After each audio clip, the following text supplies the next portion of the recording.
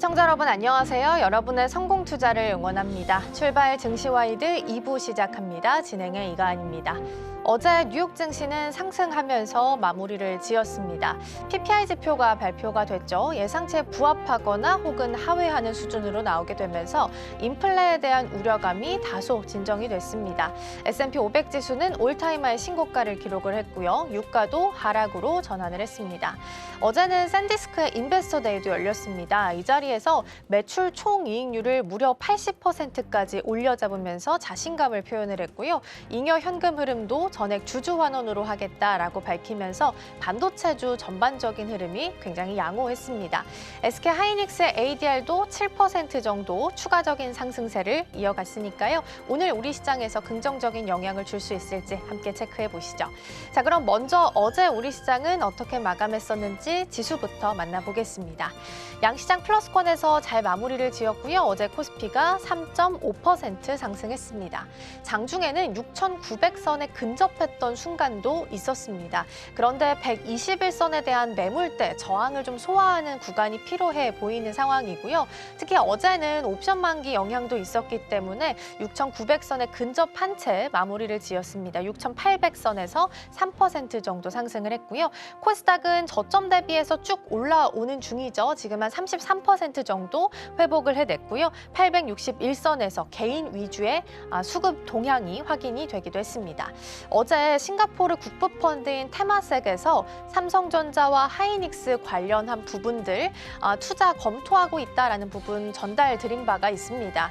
그런데 추가적으로 나온 뉴스들을 좀 보니까 사실 무근이다라는 보도들도 나오고 있어서 추가적인 팩트 체크는 좀 필요해 보이고요.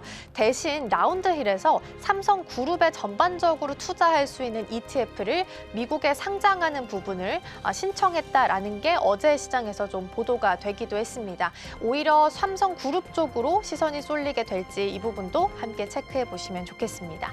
자, 넘어가서 수급 동향 확인해 보겠습니다. 개인 투자자는 어제 2조 원 넘게 덜어냈고요. 그 물량의 대다수를 외국인 투자자가 담아갔습니다. 연이틀 계속해서 순매수 기조가 좀 확인이 되고 있고요. 대거 매수가 지금 2조 넘게 들어왔습니다. 여기서 외국인 투자자는 전기, 전자, 제약 쪽 그렇게 집중적으로 매수하는 흐름 같이 확인됐습니다. 넘어가서 코스닥도 보겠습니다. 이쪽에서는 반대의 흐름이 연이틀 나타나고 있죠. 외국인과 기관이 쌍끌이로 덜어냈고요. 외국인 투자자는 여전히 이쪽에서도 전기, 전자 쪽에 대해서는 좀 차가운 시선을 보내고 있다는 부분까지 같이 챙겨보도록 하겠습니다. 자, 오늘 8월 14일이고요. 오늘 또 중요한 일정 중에 하나로 체크를 해본다면 빌 게이츠의 방한 일정이 있습니다. 시장에서는 원전이나 SMR과 관련한 이야기들이 나오지 않겠느냐라고 일단 기대하고 있어서요. 오늘은 이쪽에서의 투자 포인트 짚어보겠습니다. 정우앵커 오늘 중요한 일정이 있습니다. 그런데 지난 거래일 동안 생각해보면 사실 주가의 일을 반영하지는 못했던 것 같거든요. 주말 사이에 특별한 뉴스도 좀 기대해볼 만한 내용들이 있을까요? 네, 맞습니다. 말씀해주신 대로 오늘 이제 빌 게이츠가 방한을 하게 되고 또 정부가 SMR 상용화 계획까지 발표를 하다 보니까 어제 이어서 오늘장에서도 좀 흐름을 기대해 볼 수 있지 않을까 좀 예상이 되고 있는데요. 우선은 지금 AI로 인해서 또 원전에 대한 수요가 계속해서 끌어올려지고 있기 때문에 원전 산업에 대한 전반적인 흐름 먼저 체크해 보겠습니다. 제가 제목을 AI가 원전을 되살렸다라는 타이틀을 좀 붙여봤는데요. 계속해서 지금 AI 데이터 센터로 인해서 전력 수요가 그야말로 폭증을 하고 있는 상태죠. 얼마나 많이 필요하냐면요. 엔비디아 GPU가 거의 수천 개가 24시간 내내 가동이 되어야 되기 때문에 지금 데이터 센터 전력 소비량이 2024년에 비해서 2030년에는 거의 2배 가까이 지금 폭증이 될 것이다라는 전망들이 나오고 있습니다. 그런데 사실 시장에서는 태양광이나 풍력같이 신재생 에너지는 좀 날씨에 의존이 되고 좀 불확실한 면들도 있기 때문에 이를 대체해줄 유일한 해법으로 원전이 지금 손꼽히고 있는 건데요.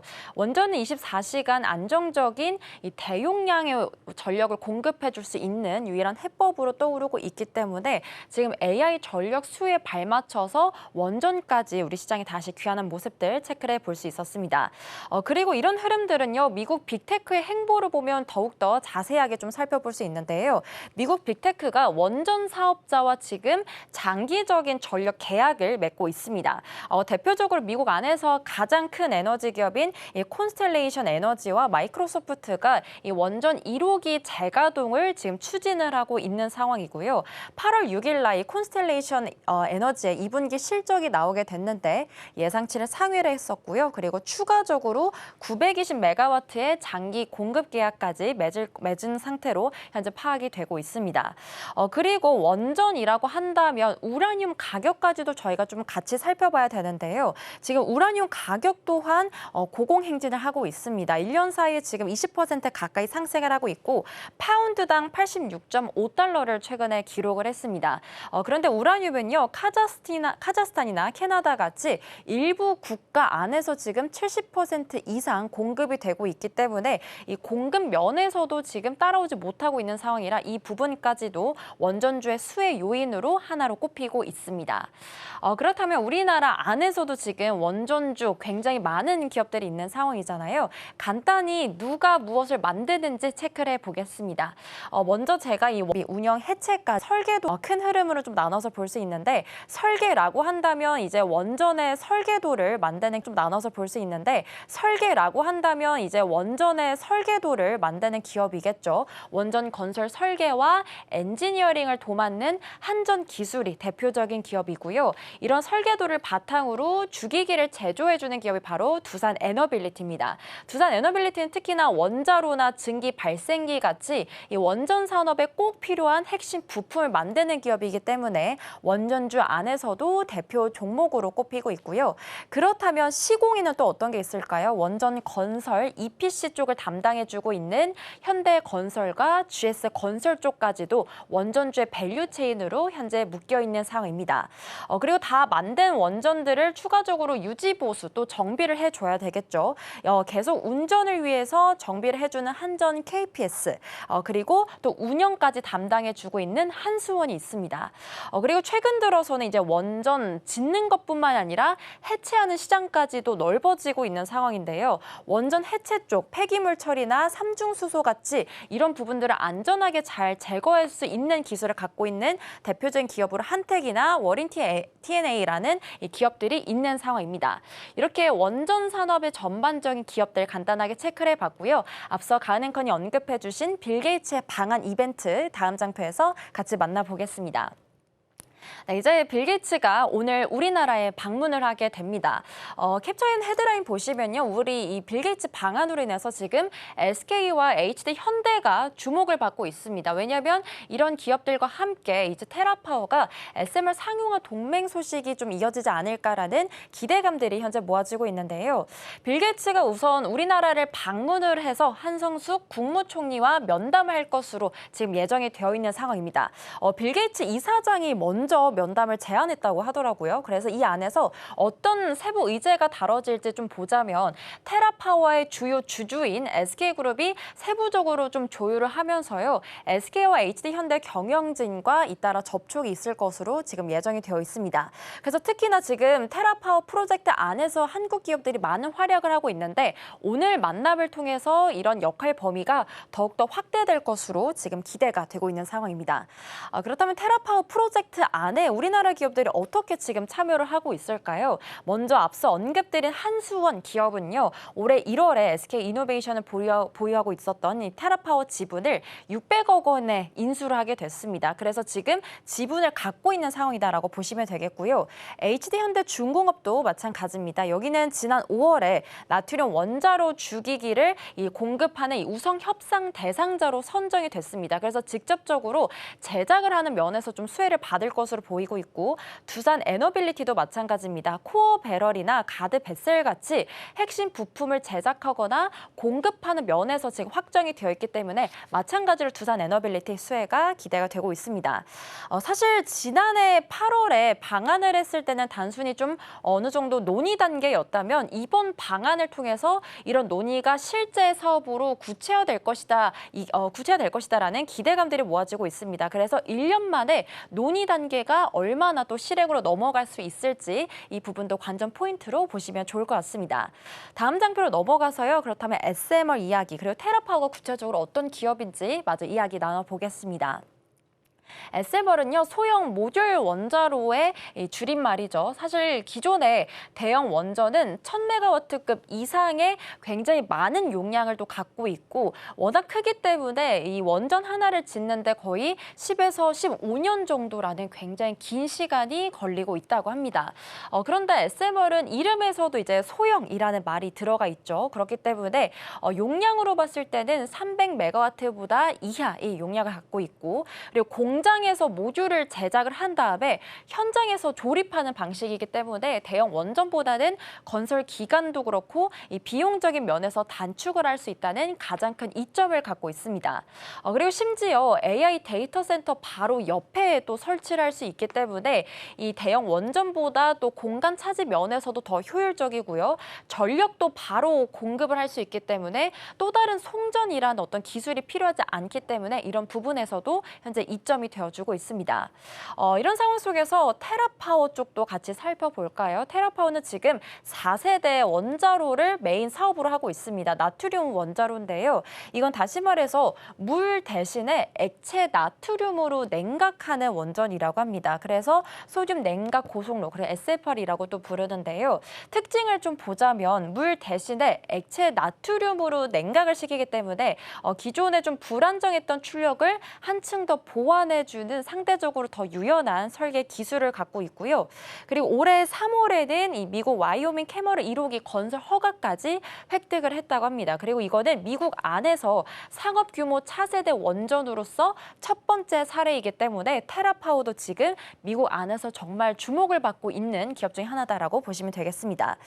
그리고 여기다가 우리나라 정책적인 모멘텀도 힘을 더해주고 있는데요. 신문 헤드라인도 보시면 SMR, 양자 우주 쪽들 관련해서 정부가 지금 7대 미래성장 동력인 시드 사업, 시드 프로젝트의 일환으로 지금 SMR을 채택했다라는 소식이 최근에 전해지게 됐습니다. 자세한 내용을 보시면 경수형 SMR은 2035년에 부산 기장군 쪽에서 상용할 것으로 이제 계획이 되어 있는 상황이고 혁신형 SMR인 ISMR은요 내년부터 지금 민관 합동 상세 설계에 착수할 예정이라고 합니다. 이런 식으로 비경수형 SMR까지도 지금 SPC를 설립해서 개발하게 되는데요. 2030년까지 기술 중립 인허가 체계를 완비할 것으로 보이고 있습니다. 정부 차원에서도 지금 SMR에 많은 관심을 기울이고 있는 만큼 원전 중 SMR 관련주들의 흐름도 같이 주목해 보시면 좋을 것 같습니다. 다음 장표로 넘어가서요. 전체 산업 흐름 조금 더 간단히 체크를 해보겠습니다. 지금 앞서 말씀드린 대로 미국 안에서도 이제 원전 투자에 대해서 재시동 그리고 우리나라 안에서도 전력 수요가 급증을 하고 있기 때문에 K 원전 안에서는 르네상스처럼 여러 가지 별명이 붙고 있는 상황입니다. 우선 6월 미국 에너지부 DOE라고 부르는 곳에서 원전 공급망 대출 175억 달러 규모를 발표를 하게 됐습니다.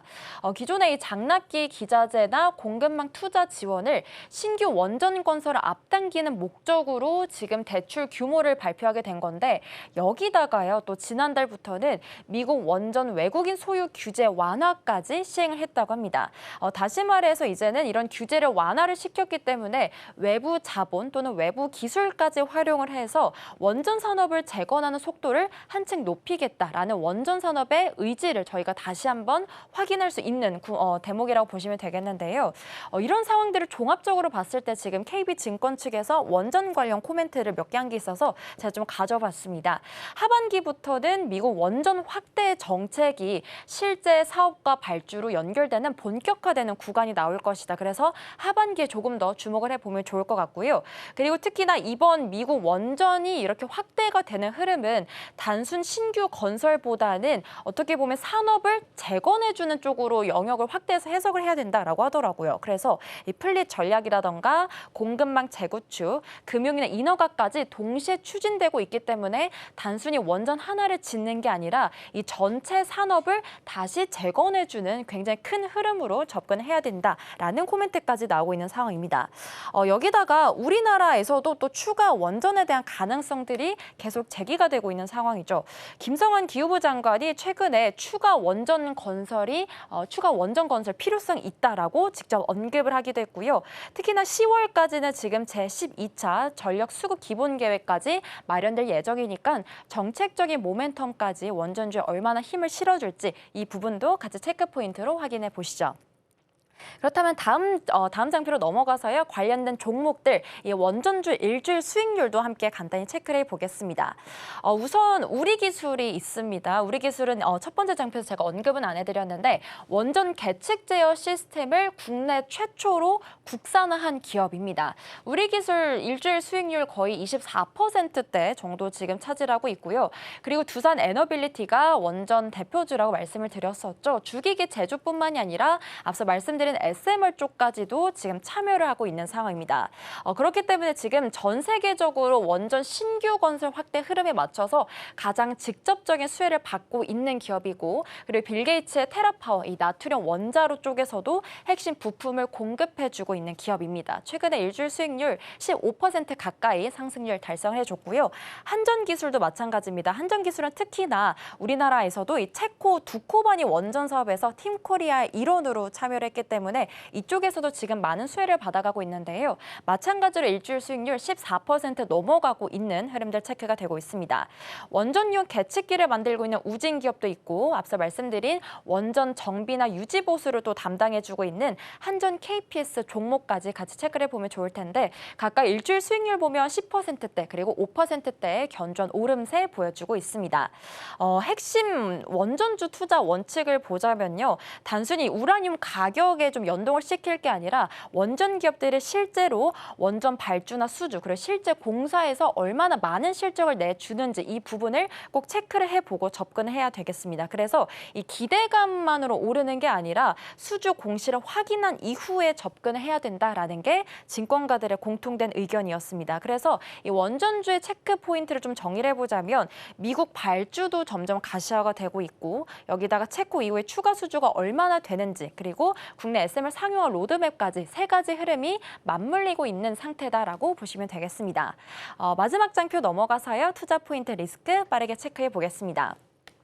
네, 이제 정부 차원에서도 SMR 2035년까지 상용하겠다라면서 7대 시드 로드맵까지 발표한 상황이고요. 그리고 빌 게이츠가 또 오늘 방한을 함에 따라서 이 안에서 우리나라 기업들과 어떤 원전 관련 모멘텀 이야기가 나오게 될지 주목을 해보시면 좋을 것 같습니다. 그런데 이전 장표에서 말씀드린 것처럼 단기적으로 급등에 대한 부담감은 여전히 공존하고 있기 때문에 이 차익에 대한 압박은 여전히 같이 있는 상황이고요. 앞으로 체크해야 될 일정도 보시면 이제 오늘 빌 게이츠 총리 면담이 지금 예정이 되어 있는 상황이고 오는 10월까지는 정부에서 12차 전력 수급 기본 계획이 마무리가 될 예정입니다. 그래서 이 안에서 추가적으로 원전 건설이 얼마나 결정이 될지 이런 부분들 같이 체크해 보시죠. 네, 그래서 오늘 이렇게 빌 게이츠 방안에 맞춰서 원전주들 흐름 같이 체크해 봤는데요. 오늘 장에서도 흐름 같이 주목해 보시죠. 그렇다면 저희는 다른 트렌드로 넘어가서 또 이야기 나눠보겠습니다. 승희앵커 오늘은 어떤 트렌드 같이 체크해 볼까요? 네, 오늘 주목해볼 트렌드 이슈는 은행주의 재평가입니다. 사실 7월 한 달 우리 국내 증시 보시면 증시 변동성이 굉장히 컸습니다. 그런데 이 가운데 단순히 이제 방어주를 넘어서서 주도주로 재평가 받고 있는 쪽이 있다라고 하는데요. 바로 국내 은행주라고 합니다. 이에 대한 실적 흐름들 그리고 밸류에이션 변화 가능성을 오늘 분석해 보도록 하겠습니다. 자, 앞서 언급드렸듯 최근에 증시가 급등락을 보이는 상황 속에서도 주요 은행주들은 상대적으로 강한 주가 흐름을 나타냈다고 합니다. 지난 한 주간 봤을 때요, 코스피는 5.1% 하락을 했습니다. 그런데 같은 기간 은행주들은 5.6% 오히려 상승을 하면서요, 지수 상승률을 주도하기도 했고요, 시장 수익률을 10.7%포인트 상회하는 모습을 보였다라고 합니다. 자, 이런 주가 흐름의 바탕에는 2분기에 거뒀던 최대 규모의 실적이 좀 자리하고 있다고 합니다. 삼성증권 커버리지 기준 9개 은행의 2분기 당기순이익은요, 7조 4천억 원이 찍히게 됐습니다. 분기 기준으로 했을 때 현재 최대치를 기록한 수준이라고 하는데요. 개별 금융그룹별로는 지금 KB금융과 신한지주가 전년 동기 대비했을 때 각각 14.6%, 17.5%의 이익 성장세를 나타내면서요, 대형 금융그룹 중심의 실적 개선 흐름이 명확하게 드러나게 됐습니다. 이 2분기 9개 은행의 순이자이익 역시 전분기 대비했을 때 2,910억 원, 전년 동기 대비했을 때는 1조 1,800억 원 늘어나면서요. 견조한 이익 창출력을 입증하기도 했습니다. 자, 그런데 여기에 더해서 대출 자산의 성장세 또한 시장의 우려에 비해 안정적으로 유지되고 있는 양상을 보이고 있다고 합니다. 2분기 은행권의 대출 성장률은 전분기 대비했을 때 1.4%, 전년 동기 대비는 4.7%를 기록하면서요. 연간 5% 내외의 안정적인 대출 성장 경로에 들어선 것으로 평가받고 있습니다. 이 자산 성장의 세부 내용을 보시면요. 기업 대출, 특히 대기업 대출이 성장세를 주도했다라고 좀 확인이 되고 있습니다. 대기업 대출 같은 경우에는 단순 적용금리 수준은 낮기는 한데요. 환거래와 같이 다양한 부수거래 창출이 가능하다고 합니다. 여기에 대손 비용 부담까지 적다는 강점을 가지고 있죠. 이에 따라서 위험 가중자산 수익률 관점에서는 자산의 질을 높이는 합리적인 선택으로 해석이 되고 있다고 합니다.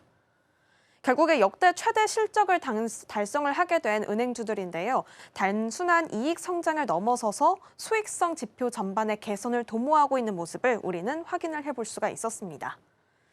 다음 페이지로 이동해 보도록 하겠습니다. 실적에 대한 안정성은 확인했는데 시장에서는 어떤 타자를 다음으로 주목하고 있을까요? 바로 자기자본 이익률인 ROE 지표입니다. 이에 대한 10% 선 돌파 여부를 시장은 주목하고 있습니다. 이 증권업계에서는 지금 현재 금리와 대출 성장률, 대손 충당금으로 이어지는 은행업의 기본 사이클이 본격적인 개선 단계에 진입을 했다라고 말을 하고 있습니다. 여기에 증권 자회사를 비롯한 비은행 부문의 이익 체력까지도 회복이 되고 있다. 그러면서 수익성이 강화되고 있다는 것들도 힘을 보태고 있죠. 한 가지 더 있습니다. 업무 전반의 디지털화가 이뤄지고 있어서 이에 따른 영업 레버리지 효과까지도 현재 극대화가 되고 있다는 부분들 역시 긍정적인 요인으로 꼽히고 있습니다. 판매 관리비 증가 속도에 비해서 지금 현재 매출 성장세가 크게 나타나고 있어서요. 이에 대한 비율 효율성이 한층 강화되고 있기 때문으로 현재 풀이가 되고 있습니다. 자, 이렇게 이익 체력이 증가하고 있는 부분들 확인을 해봤는데요. 이 부분들은 사실 주주 환원 정책을 키워갈 수 있는 든든한 기반으로까지 작용을 할 수가 있겠습니다. 실적이 개선되다 보니까 배당 여력이 지속적으로 확충되고 있는 거죠. 일부 금융지주들은 배당 소득 분리과세 혜택 요건에 맞춰서서 배당 총액을 10% 이상 늘리는 방안을 현재 추진하고 있습니다. 특히 KB, 신한, 하나금융, IM금융지주 등 주요 금융지주들의 경우 같은 경우에는 내년부터 비과세 배당 적용이 가능해질 것으로 전망이 되고 있습니다. 자, 그런데요. 지금 은행 전체가 동일한 속도로 재평가받기에는 어려울 수 있다는 관측도 함께 우세하게 나오고 있습니다. 아무래도 중소형이라던가 인터넷 은행 같은 경우에는 대형주랑은 좀 차별화된 실적 개선 성과와 그에 부합하는 주주 환원책을 좀 스스로 입증해야 하는 과제를 안고 있기 때문입니다.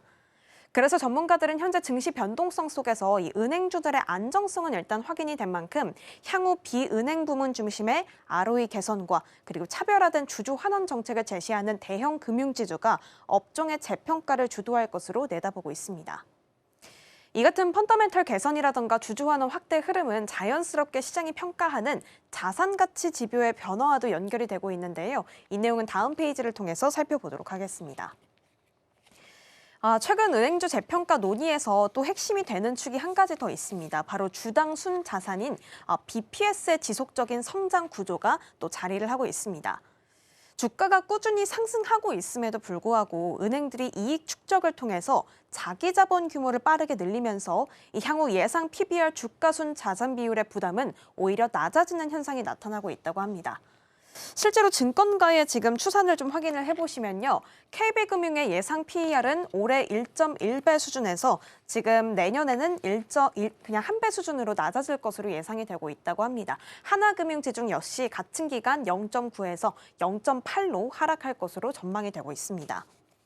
결국에는 주가가 오르는 상황 속에서도 지금 예상 PBR 수치가 낮아진다라는 것은요. 분모에 해당하는 BPS의 증가 속도가 주가 상승폭을 웃돌고 있다는 부분을 의미할 수가 있겠습니다. 이 BPS가 지속적으로 증가를 할 경우에는요. 동일한 PBR 배수를 적용하더라도 시장에서 정당화할 수 있는 적정 주가 수준은 자연스럽게 상승하게 되는 구조를 가지고 있다고 합니다.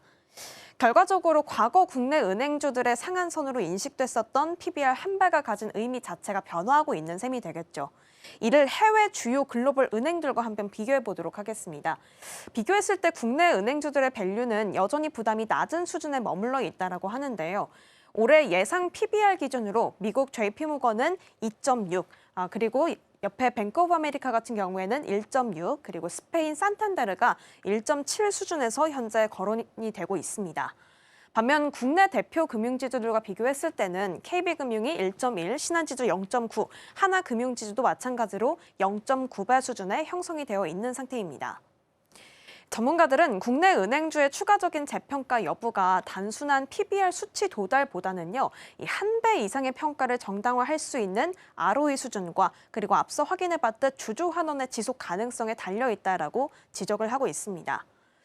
이러한 자산 가치 재평가 흐름은 자본시장에서 투자 수급을 끌어들이는 직접적인 모멘텀으로까지 작용을 하고 있다고 하는데요. 마지막 페이지를 통해서 해당 내용들 체크해 보도록 하겠습니다. 정부의 기업 밸류업 프로그램 기조와 맞물린 자사주 매입 그리고 소각과 같이 적극적인 주주 환원 정책들이 최근에 이어지고 있는데요. 이런 부분들은 확실히 시장 자금 유입을 촉진하는 주요 요인으로 꼽히고 있습니다. 안정적인 순이자이익 유지라던가 높은 배당 수익률 매력이 좀 부각이 되면서요. 외국인과 기관 투자자들 중심으로 매수세가 현재 꾸준히 이어지고 있는 양상이 확인이 되고 있습니다. 실제로 주주 환원 확대라던가 분기 배당 기대감이 반영이 된 하나금융지주를 비롯해서요. 지금 여러 금융지주들이 긍정적인 평가를 받고 있는 모습들을 확인해 볼 수가 있겠습니다.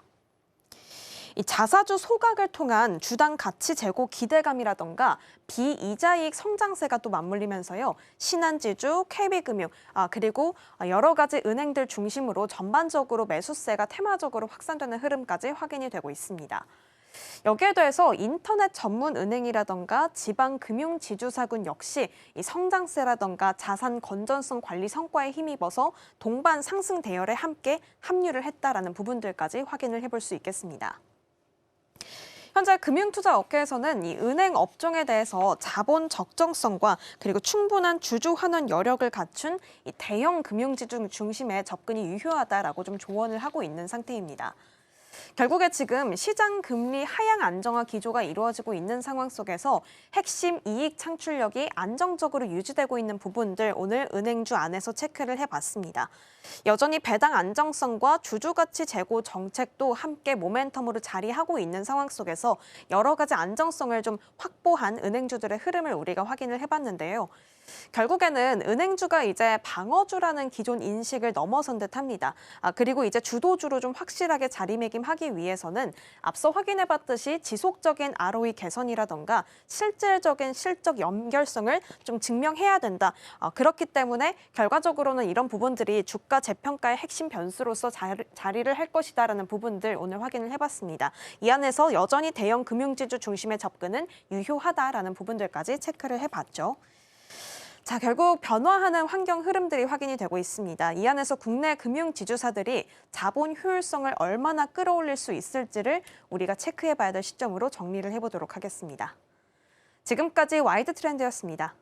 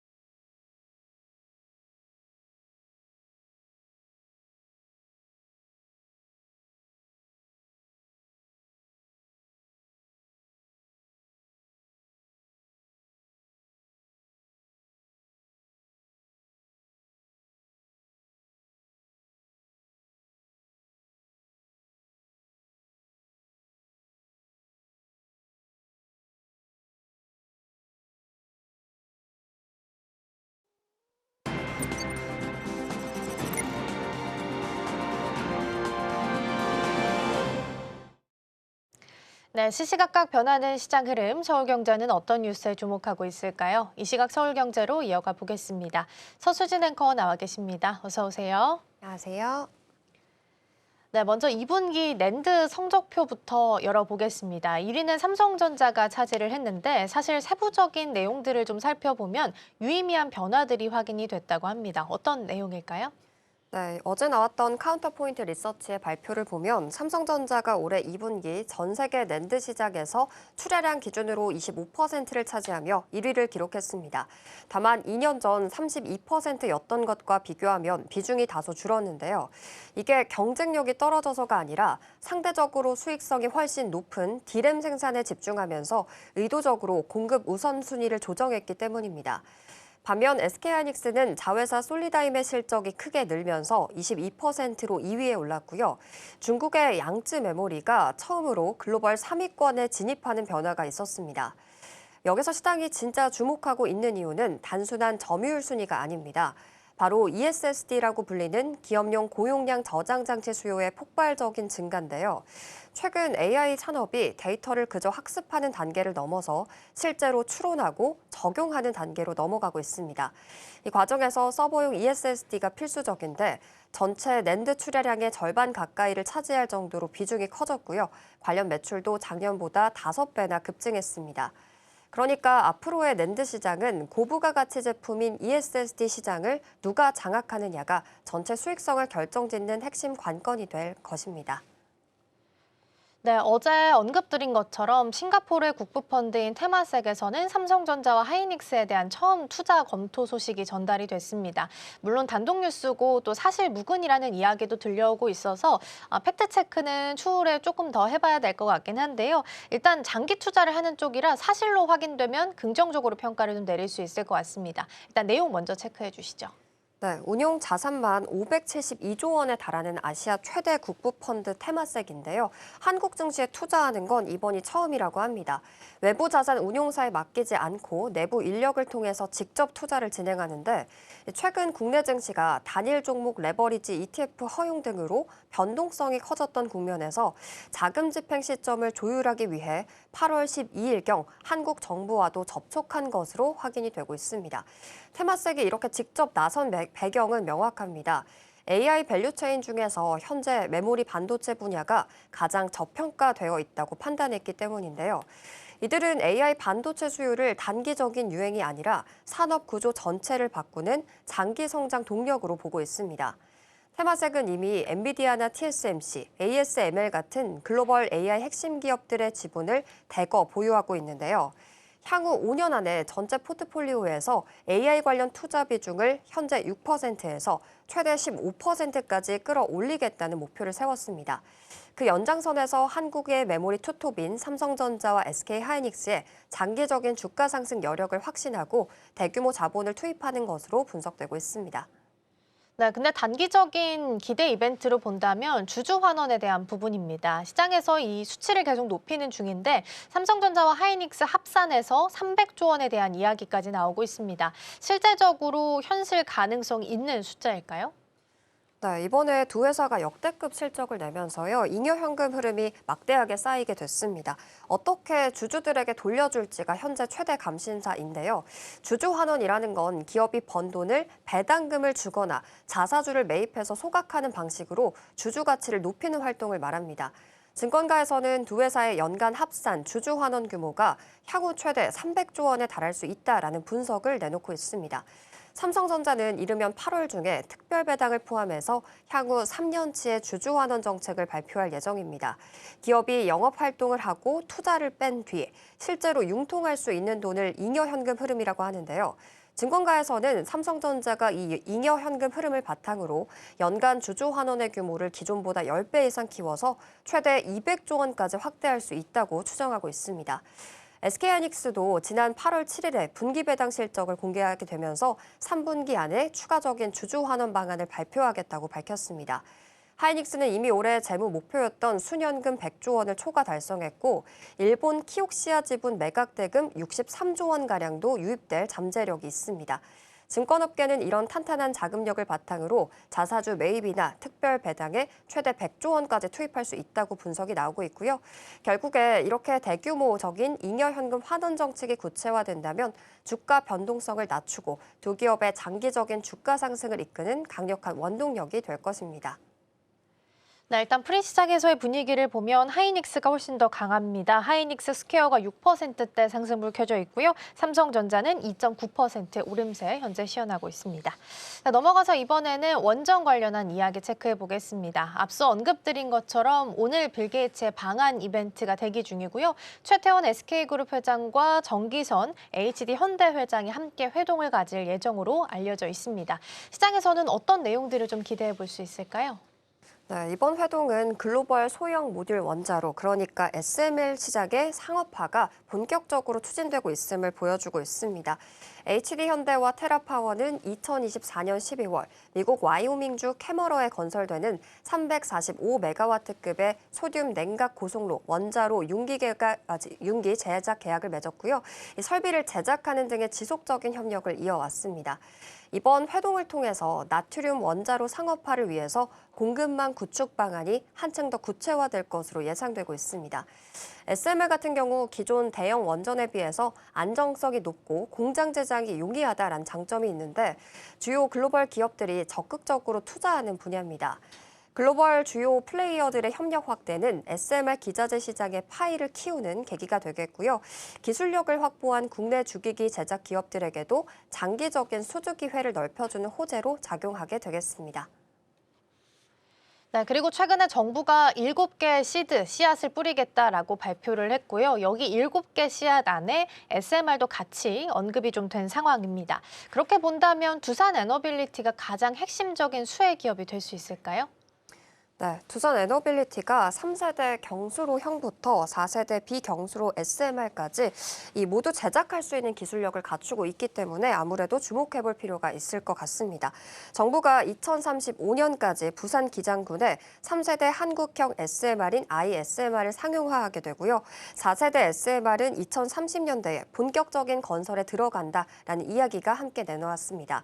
두산 에너빌리티는 물이 아니라 헬륨을 냉각제로 사용하는 4세대 SMR 개발사, 미국의 엑스에너지와 EX100의 16기 분량의 핵심 소재 단조품 공급 계약을 체결하면서 이미 제작 능력을 증명했습니다.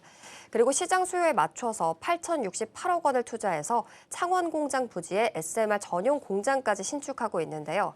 이를 통해서 2031년까지 연간 20기 규모의 SMR을 제작할 수 있는 체제까지 구축하게 되기 때문에 정부의 육성 정책에 맞춰서 안정적인 수주 확대를 기대해 볼 수 있겠습니다.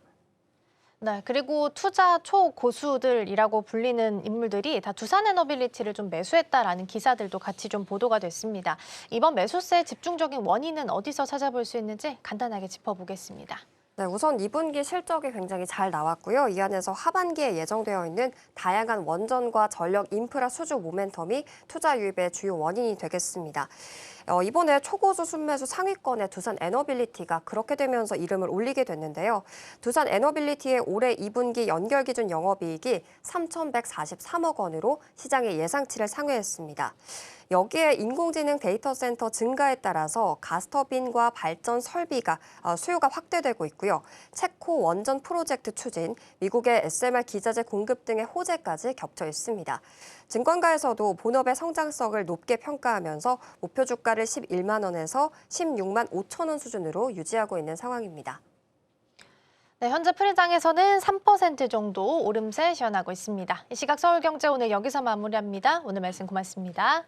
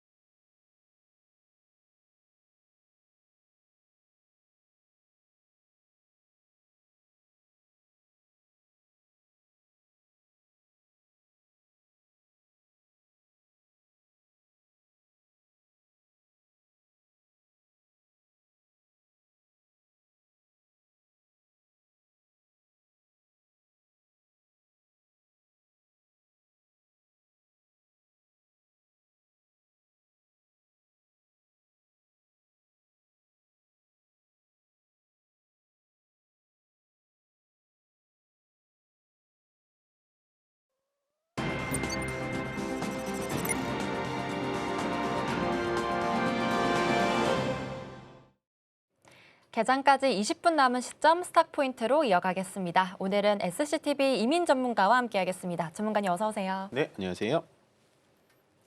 네, 우선 지금 PPI가 시장 예상을 밑돌면서 인플레이션 우려에 대한 완화가 좀 줄어듦에 따라서 지금 뉴욕 증시에서도 메모리 반도체주가 강세를 보였던 우리 시장이었죠. 프리장 분위기도 좀 보시면 이런 훈풍들이 우리나라 시장에서도 좀 연출이 되고 있습니다. 삼성전자 3% 가까이 상승하고 있고요.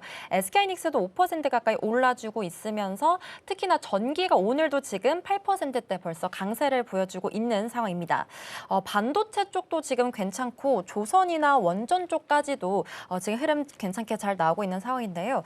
전문가님 우선 지금 프리장 분위기는 어떻게 보고 계신가요? 일단은 오늘은 7,000선 이상으로 좀 시작은 할 것 같아요. 네. 왜냐하면 야간 선물 자체가 2% 이상 상승을 좀 해줬고 전체적으로 반도체 중심으로 또 시장이 올라가게 준다면 지수 자체는 7,000선 이상으로 시작될 가능성이 높습니다. 최근에 단기 박스권 상단으로 봤었던 6,800포인트를 이런 식으로 좀 한 번에 넘어간다라는 건 좀 의미가 있어 보이고요. 전체적으로 일단은 장 초반에는 굉장히 강하게 시작할 가능성이 높지만 장 후반까지 좀 지켜는 봐야 될 것 같습니다. 왜 그러냐면 우리가 이제 다음 주 월요일까지 좀 휴장이기 때문에 전체적으로 뭐랄까요? 약간은 좀 매물 출회가 나올 수도 있거든요. 그래서 그 부분에 대해서는 조금은 신경을 쓰면서 가져야 될 것 같습니다. 다만 우리가 가장 중요하게 좀 생각을 해야 되는 건 코스피 같은 경우에도 지금 딱 단기 저항선을 맞고 떨어지지 않는 게 상당히 중요하고요. 그다음에 최근에 외국인들의 수급이 좀 중요합니다. 외국인들의 연속 수급이 오늘까지도 좀 최근에 들어오는 것처럼 3일 연속 좀 들어오는지 지켜봐야 될 것 같고, 그리고 마지막 말씀드렸다시피 오후장에는 여전히 3일 연속의 휴가가 있기 때문에 더군다나 미국 이란 간의 중동 이슈가 아직 마무리가 되지 않았기 때문에 전체적으로 조금은 매물 출회가 나올 수 있다. 다만 PPI 지표도 괜찮게 나왔고요. 거기다가 매크로 지표도 나쁘지 않았고 유가도 하락한 영향에 있어서 일단 오늘은 상승 출발 7,000선 이상서부터 출발할 것으로 예상해 보도록 하겠습니다. 네, 우선 오늘은 7,000피로 시작할 수 있을지 같이 주목해보면 좋을 것 같고요. 매크로 관련 이슈들 먼저 시작해 보겠습니다. 소비자 물가에 이어서 이제는 도매 물가까지 하락 신호를 보내다 보니까 이 매크로적인 면에서 불확실성이 어느 정도 좀 해소가 된 상황이죠. 이번 PPI 결과가 외국인 자금의 추가 유입이라던가 또는 우리나라 지수 상승 확대 촉매제 역할을 좀 기대해 볼 수 있을까요?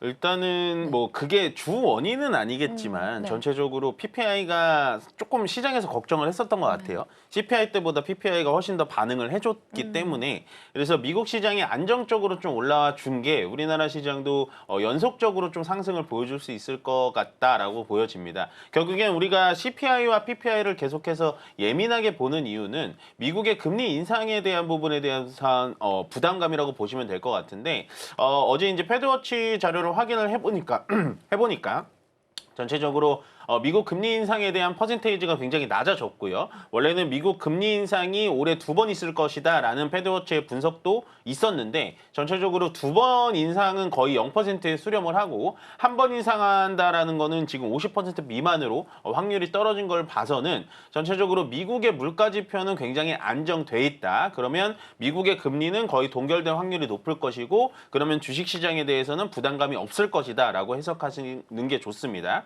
다만 PPI로 인해서 우리나라 시장에 외국인들이 들어온다라는 거는 약간은 좀 앞뒤가 좀 맞지 않기 때문에 그렇게 생각은 하지 마시고요. 전체적으로 미국 시장이 안정화가 됐기 때문에 우리나라 시장도 약간의 7월 달에 부침은 있었습니다만 8월 달부터는 정상화로 돌아가고 있다라고 정리 드리겠습니다.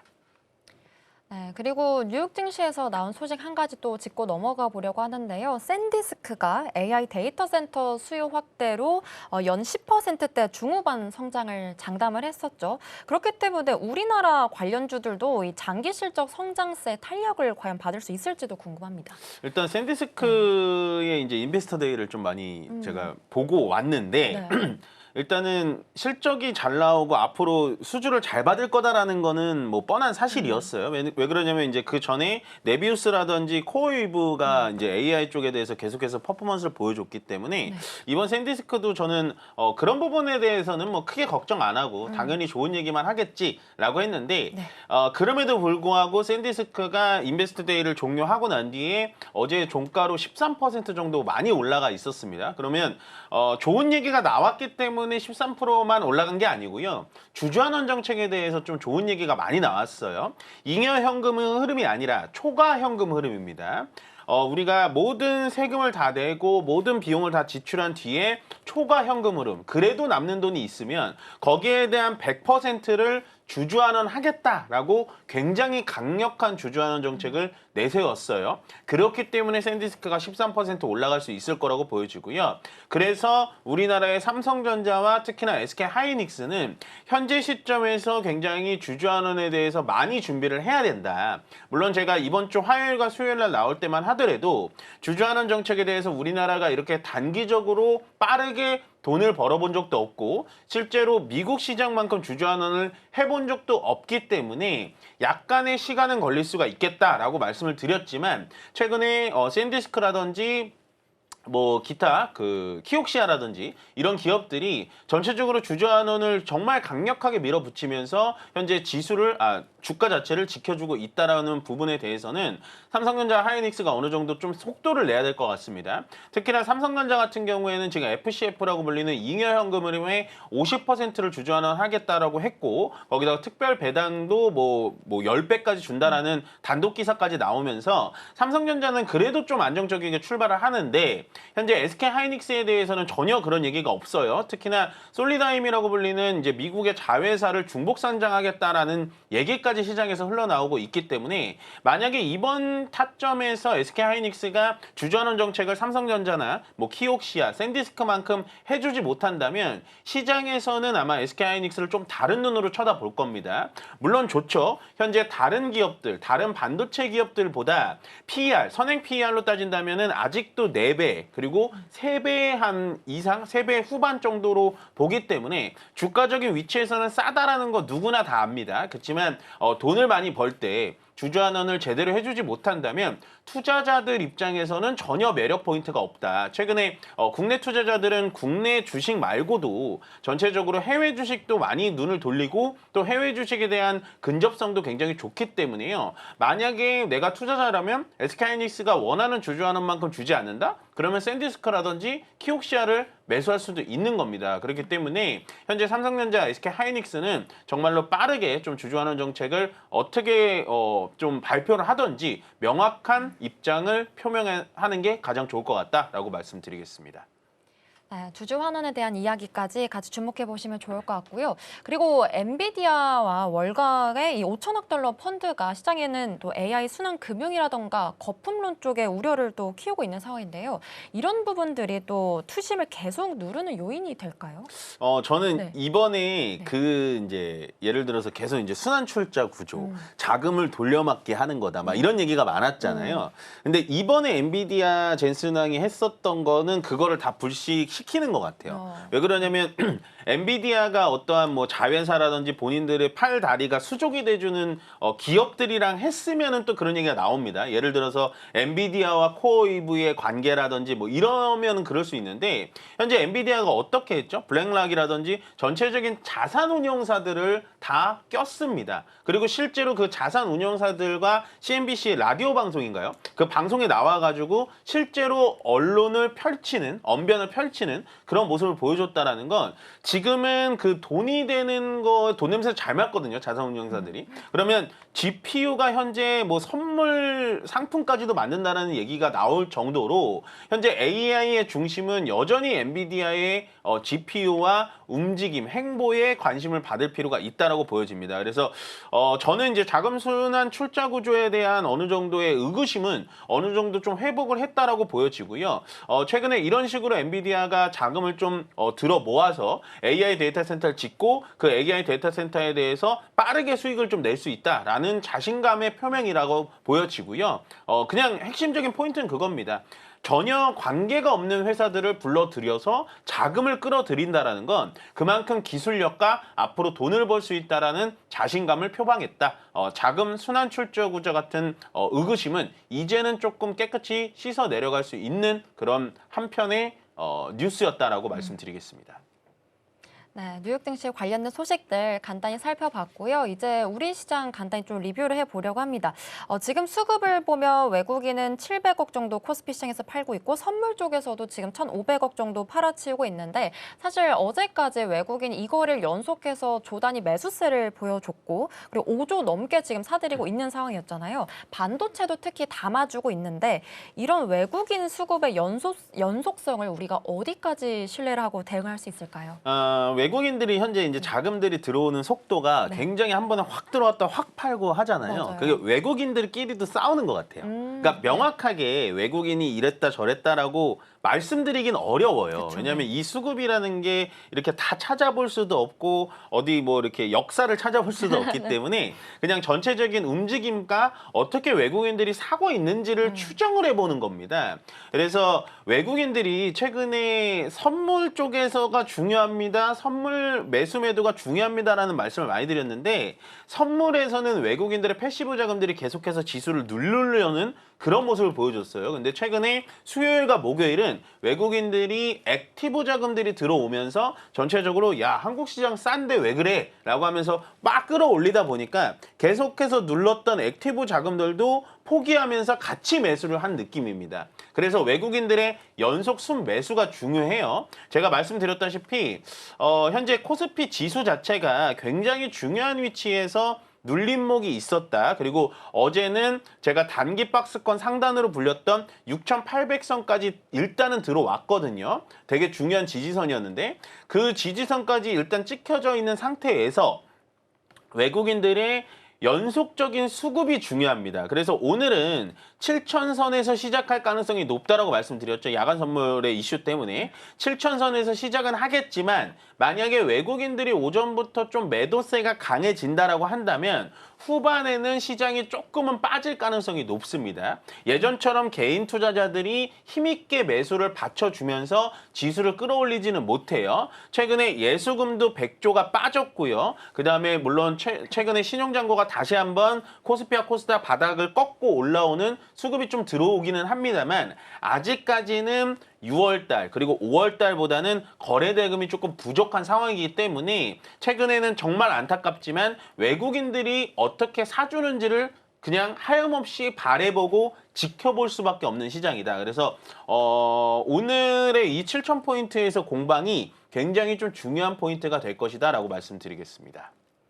네, 이렇게 수급까지도 같이 살펴봤고요. 지금 프리장에서 튀고 있는 종목들 좀 살펴보려고 하는데 조선 쪽이 또 오랜만에 고개를 들고 있는 상황입니다. 사실 오전에 이제 나온 속보죠. 트럼프 대통령이 외국 조선소의 함정을 2척까지 건조하는 방안을 조건부로 허용했다라는 소식이 전해지게 됐습니다.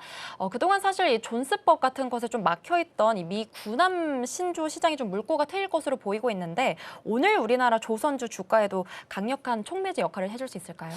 속보기는 한데 네. 그리고 트럼프 대통령이 말을 한 거긴 한데 조선은 트럼프 대통령의 입을 많이 보셔야 돼요. 그래서 일단은 미국에서 지금 외부 선박을 건조해가지고 무기나 레이더 같은 이런 약간 정밀 장비는 미국에 들어와서 장착을 하면 되지 않냐라는 법안이 사실은 2달 전에 발의가 됐었어요. 근데 그게 제가 명확하게 기억은 안 납니다만 상원인가 하원에서 그게 불발이 나가지고 다시 조선 업황들이 안 좋았거든요. 근데 결국에는 미국에서 계속 얘기하는 있는 건 뭔가요? 군함과 선박이 필요하다라는 겁니다. 그러면 지금 조선업황에 대해서 이제 걱정하시는 게 뭐냐면 만약에 트럼프 대통령의 공화당이 끝나고 민주당으로 바뀌면 일단은 또 낙동강 오리알 되는 거 아니냐라고 하실 텐데 저는 만약에 민주당으로 정권이 바뀐다 손 치더라도요. 미국이 필요한 건 현재 전력, 조선, 방산 미사일, 반도체라고 보여집니다. 계속해서 돌아갈 수밖에 없고요. 중국에 비해서 지금 선박이라든지 이런 미사일 쪽이 많이 좀 떨어졌어요. 왜냐하면 전쟁을 많이 했기 때문에. 그래서 현재 이런 군함이라든지 선박을 대체할 수 있는 건 중국 외에는 우리나라밖에 없습니다. 물론 일본 군함을 얘기하시는 분들도 있겠죠. 그렇지만 일본은 수송함이라든지 전투에 들어가는 군함 쪽에는 좀 약합니다. 그래서 결국에는 지금 최근에 하나오션이라든지 삼성중공업, 현대중공업을 계속해서 관심 있게 보자라고 정말 목 놓아 많이 말씀을 드렸는데 현재 주가적인 위치도 상당히 많이 내려와 있어요. 부담스럽지 않은 위치에 있으니까 저는 조선업에 대해서는 여전히 미국발 좋은 호재가 남아 있다라고 보여지고요. 실제로 조선업을 제가 또 좋아하는 이유가 뭐냐면 수주 잔고, 그러니까 숫자가 나옵니다. 조선업 같은 경우에는 현재 4년치의 물량을 이미 받아놨기 때문에 수주 잔고가 4년이나 있기 때문에 여전히 조금 편안하게 선택하실 선택지가 아닌가. 내가 만약에 반도체에 대해서 포트폴리오가 30% 꽉 찼다면 여전히 저는 조선업에 대해서는 투자의 포인트로 삼아보시는 게 훨씬 더 좋다라고 말씀드리겠습니다. 네, 여전히 지금 수주 잔고도 꽉 차 있고 마스가도 살아있는 한 조선주 계속 주목해보면 좋을 것 같습니다. 지금 조선사 안에서도 조선 기자재까지도 흐름이 굉장히 좋거든요. 그렇다면 조선주 안에서 우리가 좀 봤을 때 이 대형 조선사와 중소형 기자재로 나눠서 본다면 네. 어느 쪽을 먼저 좀 접근해본 게 좋을까요? 둘 다 좋을 것 같아요. 그러니까 원래 네. 우리가 조선 기자재 쪽이 좋았을 때는 네. 뭐 알래스카 LNG라든지 약간 이제 그 카본 쪽, 네. 이렇게 내장재 쪽 네. 이런 쪽을 많이 봤었는데 뭐 조선업과 같이 갈 거예요. 근데 만약에 내가 그럼에도 불구하고 나는 뭐가 더 좋아요 찝어주세요라고 하면 찝기는 참 어렵습니다만 그냥 엔진 쪽을 보시는 것도 괜찮아 엔진. 보여요. 뭐 HD 현대 마린 엔진이라든지 하나 엔진 쪽을 보시는 게 좀 좋아 보이고요. 근데 뭐 저는 항상 그렇게 생각해요. 주식 투자를 할 때 뭐가 더 빠르고 뭐가 더 느릴 수는 있습니다. 근데 그냥 대장주를 잡으시는 게 뭐 하나오션, 현대중공업, 뭐 삼성중공업 이쪽은 지금 AI랑도 엮인다라고 말씀을 많이 드리고 있죠. 그래서 저는 오히려 그냥 대장주 쪽으로 보시는 게 조금 더 편안한 선택이지 않을까라고 말씀드리겠습니다. 네, 아무래도 대장주 쪽을 먼저 접근해보면 좋을 것 같다라는 말씀도 들어봤습니다. 조선주들의 이 멀티플, 그 밸류에이션 프리미엄 재평가가 다시 좀 더 본격화가 된다면 그렇다면 또 전고점 돌파도 어느 정도 빨리 이루어질 수 있을까요? 이런 것도 궁금합니다. 일단은 네. 지금은 전고점을 돌파하는 거는 쉽지는 않아요. 아, 그러니까 네. 지수 자체가 전고점을 돌파할 수가 없기 때문에 그렇죠, 네. 지금은 막 조선이 좋다라는 뉴스가 많이 나오고 조선 괜찮습니다라고 해도 아무도 안 사실 겁니다. 네, 그냥 난 반도체로 갈 거야라는 분들이 훨씬 더 많고요. 네. 예전에 조방원 그러니까 2025년도, 2026년도처럼 조방원이 막 이렇게 시장의 대세고 주도주일 수는 없거든요. 근데 제가 이제 조선주를 그래도 괜찮다라고 말씀을 드리는 건 여전히 주가 위치적인 부분에서 굉장히 좀 안정감이 있다라고 보시면 될 것 같고 다시 한번 말씀드리지만 결국엔 돈을 버는 산업에 대해서 우리가 시간만 가진 상태에서 투자를 한다면 절대로 잃고 나올 가능성이 없습니다. 그리고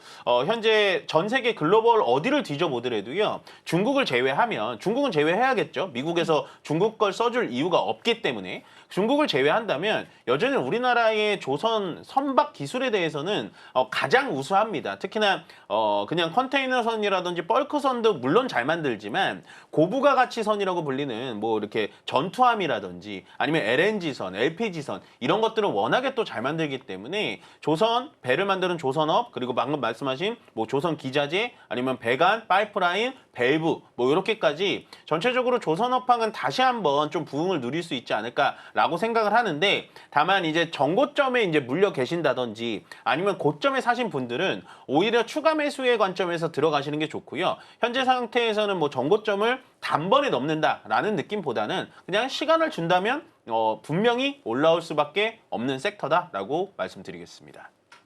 네, 워낙에 또 밸류에이션 탄탄하니까 조선주도 마찬가지로 긴 호흡으로 분할 매수 관점으로 접근해 보는 게 좋을 것 같습니다. 우선 지금 예상 체결 지수도 먼저 살펴보겠습니다. 코스피 같은 경우에는 지금 오늘 상승하면서 마찬가지로 2.7%대 정도 오르면서 전문가님 말씀해 주신 대로 7,000피로 시작할 수 있지 않을까 또 기대가 되고 있고 코스닥도 지금 0.8%대 정도 상승 출발하고 있는데요. 그렇다면 정확한 개장 상황 문 열고 다시 돌아오겠습니다.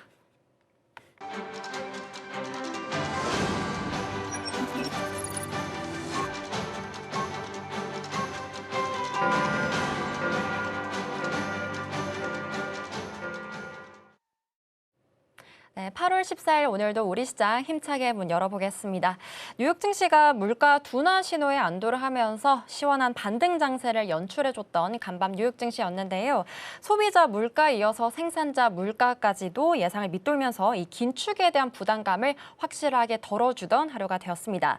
시장에서는 그렇다 보니까 이제 AI 기술주 붐이 거품이 아니라 탄탄한 실적 장세다라는 것을 어느 정도 좀 입증을 해준 듯 하는데요. 특히나 마이크론, 샌디스크 같은 메모리 쪽이 또 폭등을 하면서 기술주 전반에 온기를 깃들어준 하루가 되었습니다.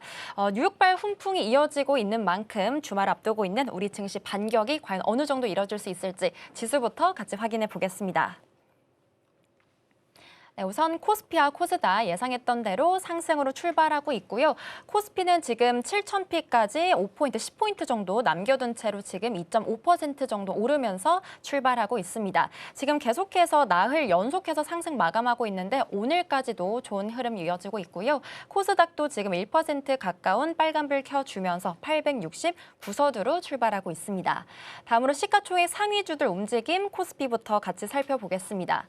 뉴욕 증시에서부터 도 지금 반도체 쪽에 대한 굉장히 좋은 흐름들 나왔었죠. 반도체주 강세 보이면서 금리 인상 우려도 완화가 되고 또 소비자 물가까지도 예상이 부합하기 때문에 여러 가지 좋은 흐름들이 지금 연출이 되고 있습니다. 특히 모건 스탠리도 이제 메모리 반도체주에 대해서 급격한 조정이 상당 부분 끝났다라는 이야기도 또 하기도 했었죠. 삼성전자 지금 2% 가까이 오르면서 27만 전자까지 올라온 모습 다시 체크가 되고 있고요.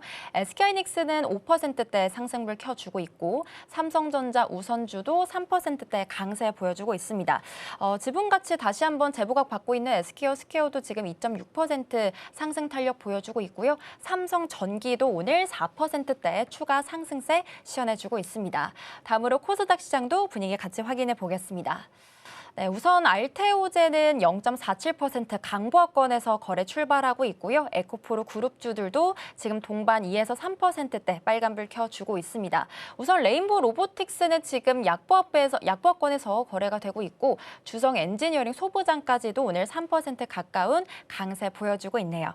다음으로 수급 상황 확인해 보겠습니다. 먼저 코스피 시장입니다. 코스피 같은 경우에는 어제도 지금 외국인이 조단위 물량을 사들이면서 지수를 크게 이끌어주던 하루였었죠. 이거를 지금 내내 5조 가까이 사들이면서 지수 상방을 좀 시원하게 열어준 모습들이 체크가 되고 있는데요.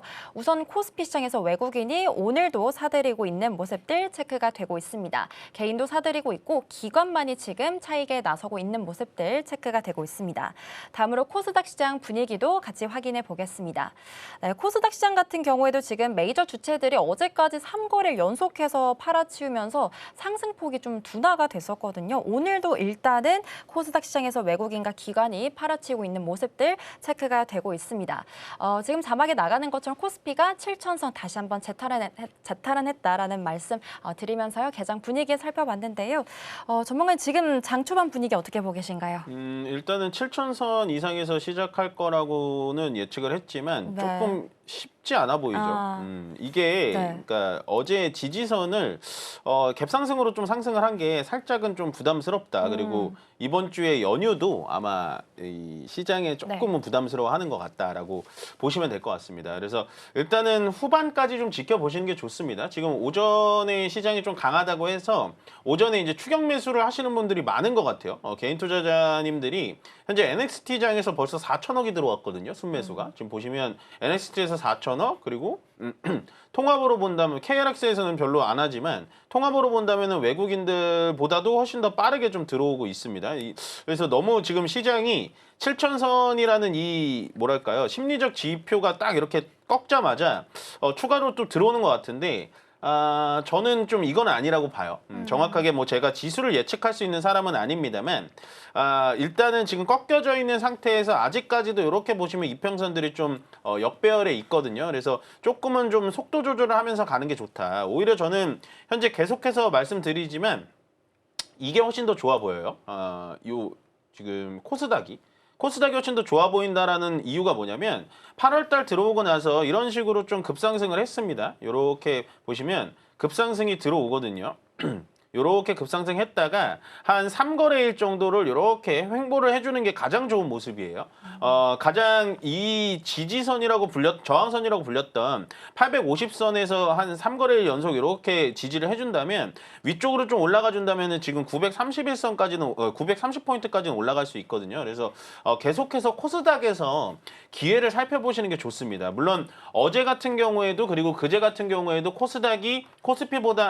코스피가 코스닥보다 훨씬 더 강한 모습을 보여줬지만 상승된 종목 수가 굉장히 제한적이었다라는 점을 우리가 생각을 한다면 지금은 계속해서 단기적인 기회, 그러니까 8월 달 단기적으로는 코스닥에서 기회를 찾아보시는 게 훨씬 더 좋다라고 말씀을 드리고 싶고요. 뭐 전체적으로는 움직임이 굉장히 좋네요. 오늘 현대오토에버 저의 이 뭐랄까요? 마음의 짐 같은 종목이었는데 이런 게 굉장히 지금 차트적으로 좋은 거죠. 보시면 쭉 내려왔다가 요 61선을 딱 중요 지지선을 딱 요런 이쁘게 양봉으로 딱 펼쳐 쓴다라는 건 굉장히 좀 움직임이 좋고요. LG전자가 최근에 이렇게 바닥에서부터 좀 들어 올리더니 이런 식으로 올라옵니다. 그러니까 지금 대부분 종목들이 굉장히 저평가돼 있고 많이 떨어져 있다라고 느끼는 게 뭐냐면 많이 횡보했다가 이렇게 고개를 빼꼼히 드는 듯한 종목들이 많아지고 있다라고 보시면 되고요. SK 하이닉스도 6%가량 상승해주고 오토에버를 따라서 현대차 같은 경우에 올라가지고 있고요. 우리가 장전에 말씀드렸던 조선업의 하나오션이라든지 뭐 HD 현대중공업 이런 것들도 괜찮은 모습으로 올라주고 있다라고 보시면 돼요. 오늘은 전체적으로 로봇주들이 좀 괜찮네요. 현대오토에버가 가니까 코스닥에서 현대무벡스라든지 유진로봇, 그다음에 로보스타, 클로봇, SPG 뭐 이런 종목들이 좀 올라가지고 있습니다. 계속해서 말씀드립니다만 로봇주들을 앞으로 어떻게 볼 것이냐, 로봇주들이 너무 실적이 없는데 고평가된 거 아니냐 라는 일면의 말들도 있지만요. 로봇주들이 우리가 7월 달부터 좋아질 때부터 계속해서 툭툭툭 쳐줬던 게 로봇주들입니다. 그렇기 때문에 저는 계속해서 로봇주들은 좀 긍정적으로 보시는 게 좋아 보인다라고 정리 드리고요. 일단은 시장 오후장까지 조금은 천천히 지켜보시자라고 말씀드리겠습니다. 네, 이렇게 개장 분위기 살펴봤고요. 지금 올라가고 있는 종목 중에 자동차가 또 눈에 띄고 있는데 오늘 특히 자동차가 또 오르고 있는 이유가 따로 있을까요? 따로 지금 잡히지는 않는데 이 원래 이제 로봇주들이 올라갈 때 자동차가 못 갔거든요. 그러니까요. 현대차와 현대오토에버, 현대모비스 뭐 이런 제가 좋아하는 친구들이 못 가서 항상 나올 때마다 죄송합니다라고 사과를 드렸던 것 같은데 이제는 또 반영을 받는 거죠. 우리가 최근에 화장품주들이 좋다, 화장품 괜찮아요, 좋습니다, 수출이 이렇게 잘 되는데 안 되는 게 있을까요? 라고 했는데 화장품들이 갑자기 확 올라갔다가 오늘은 또 조정이 나오잖아요. 그러니까 시장은 지금 계속해서 다음 미스 코리아를 찾는 듯한 느낌? 네, 그러니까 오늘 같은 흐름에서는 현대자동차가 이렇게 가준다면 저는 좀 발 뻗고 잘 수 있겠다라고 말씀드리겠습니다. 네, 현대차도 오랜만에 지금 또 강세 보여주고 있는 상황이고, 그리고 오늘 또 저희가 주목해 봐야 될 일정 중 하나가 또 빌 게이츠가 우리나라에 방문을 하게 되죠. 그래서 지금 원자력 발전, 원자력 해체 쪽도 지금 흐름이 굉장히 좋은데 우리가 원전 쪽을 살펴봤을 때 SMR도 그렇고 어떤 거를 좀 기준으로 두고 보는 게 유효할지도 궁금합니다. 일단은 빌 게이츠가 오는 거는 SMR 때문에 오는 거예요. 소형 모듈 원자로라고 해서 기존의 원전 산업이라는 건 엄청난 크기 때문에 15년에서 20년은 걸려요. 근데 SMR 같은 경우에는 그걸 축소하게 만든 기계이기 때문에 5년, 7년 정도밖에 안 걸려요. 그래서 SMR 관련된 종목들이 반응을 해줘야 되는데 지금 시장에서 반응을 안 해주고 있죠. 그게 왜 그럴까요? SMR이라는 기술은 있지만 상용화가 되지 않았습니다. 원전이라는 대형 원전은 있지만 아직 수주를 못 받은 거랑 똑같은 거겠죠. 그러면 빌 게이츠가 테라파워라는 회사를 SMR로 세우면서 한국에 들어오는 이유가 뭘까요? 그 테라파워라는 회사를 SK그룹이라든지 많이 투자를 했어요. 지분 투자를. 그래서 지분 투자를 한 기업들을 만나러 오는 겁니다. 물론 주말 사이 그리고 연휴 사이에 정말 좋은 이슈가 나와가지고 원전주들이 다음 주부터 저는 올라갔으면 좋겠습니다. 저도 원전주들을 굉장히 좋아하는 사람으로서. 그렇지만 아직까지는 원전주들이 못 가는 이유는 두코바니 원전 이후에 수주가 제대로 나온 게 없어요. 수주를 준다 원전이 필요하다라는 얘기만 나왔을 뿐 전체적으로 원전에 대한 수주가 나오지 않았기 때문에 원전 주가들이 좋지 않았다라고 말씀을 드리고 싶고요. 그나마 좀 봐야 되는 건 뭐냐면 두산 에너빌리티만 보시면 될 것 같아요. 지금 상황에서는. 왜 그러냐면 두산 에너빌리티 물론 원전도 있고 SMR 사업도 있습니다. 그렇지만 두산 에너빌리티에서 잘하는 건 가스터빈이에요. 가스터빈은 물론 두산 에너빌리티가 글로벌 1위는 아닙니다.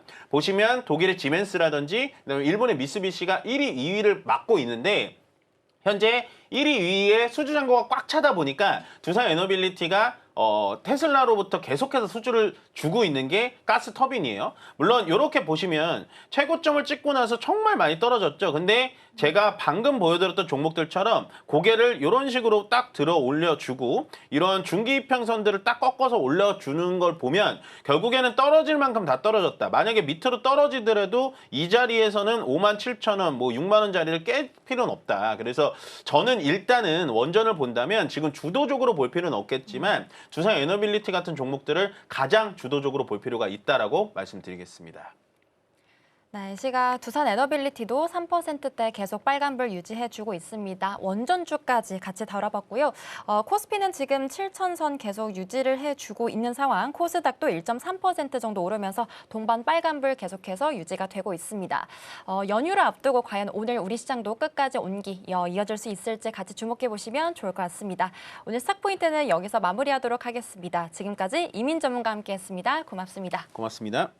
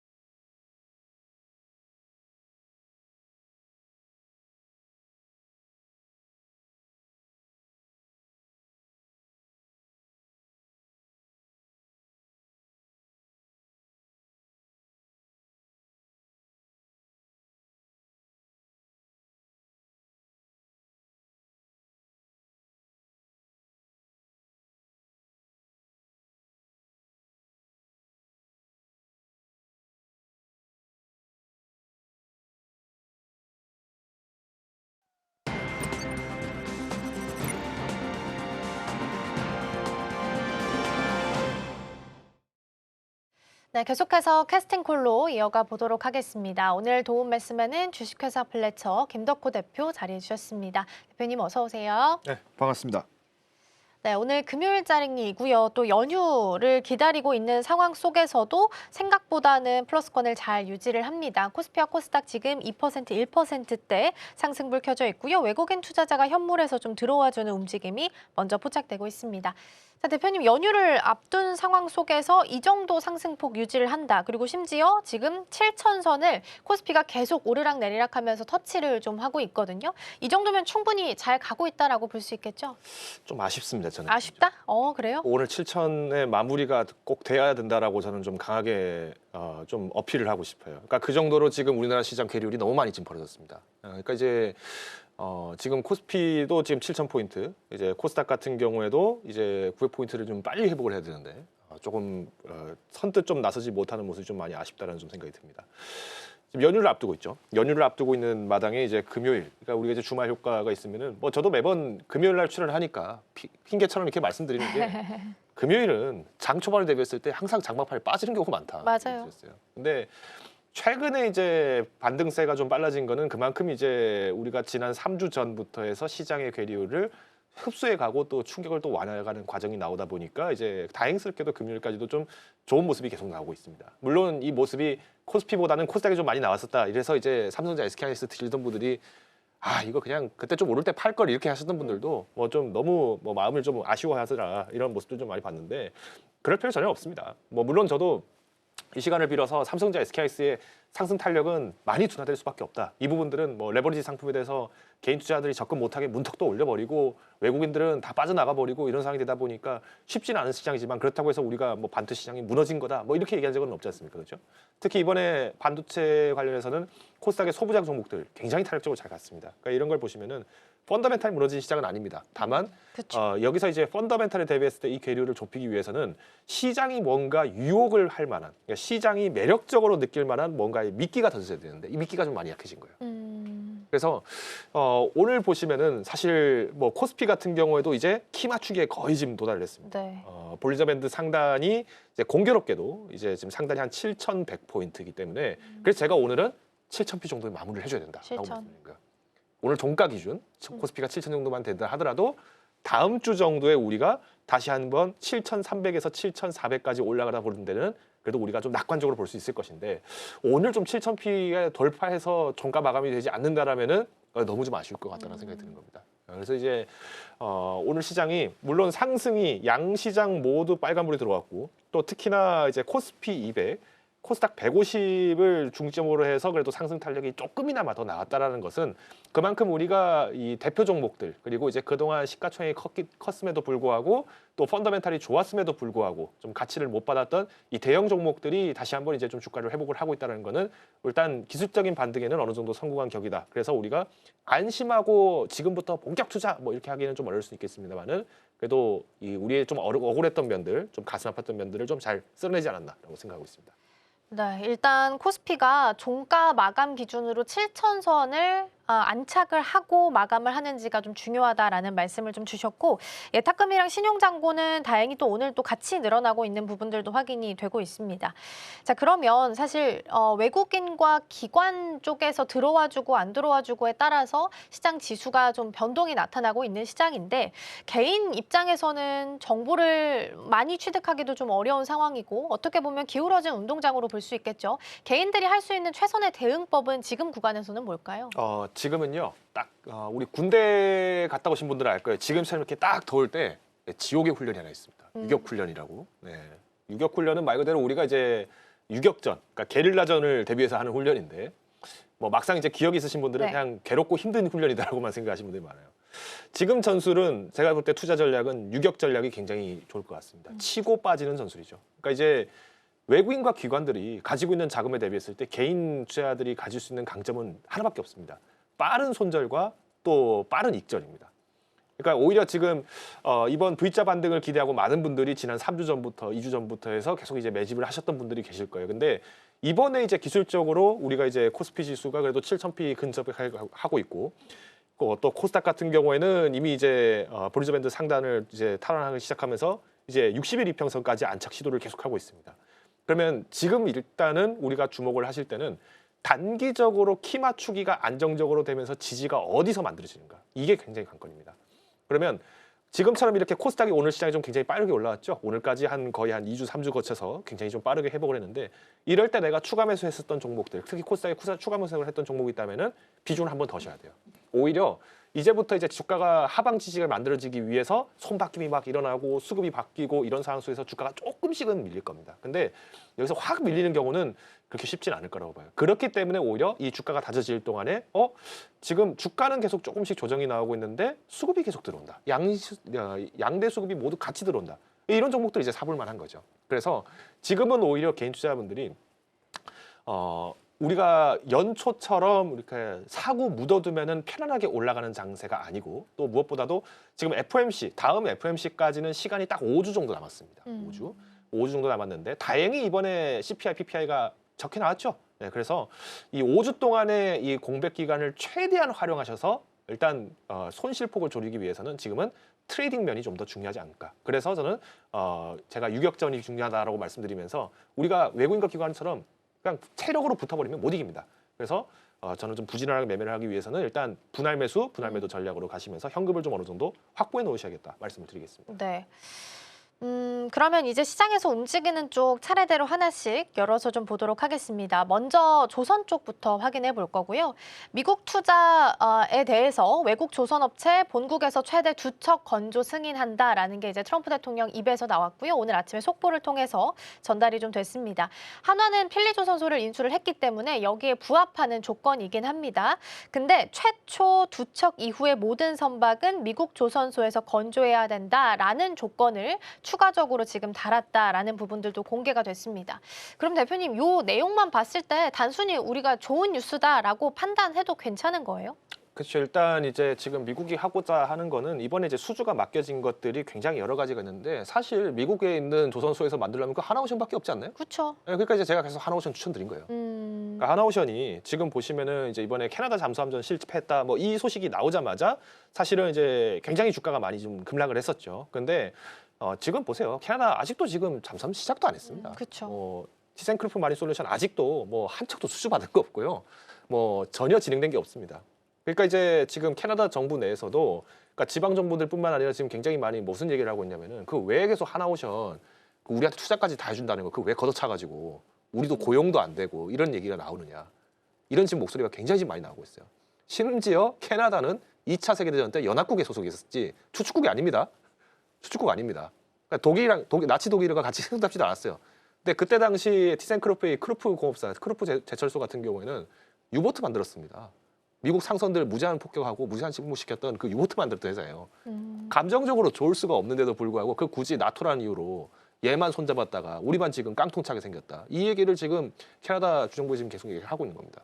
중앙정부에다가. 그러면 뭐 하나오션 같은 경우에 갖는 강점이 뭐냐면요. 이번에 지금 미국에서 만들어낸다는 조건이 나왔죠. 미국에서 이렇게 빨리 만들 수가 있다고 아마 그걸 보면 캐나다가 이제 배 아파서 죽으려고 할 겁니다. 그런 면에서 볼 때 저는 이번 이슈는 호재다라고 말씀드릴 수 있을 것 같아요. 물론 인건비 부담이나 이런 여러 가지 악재들이 아직까지 남아 있습니다.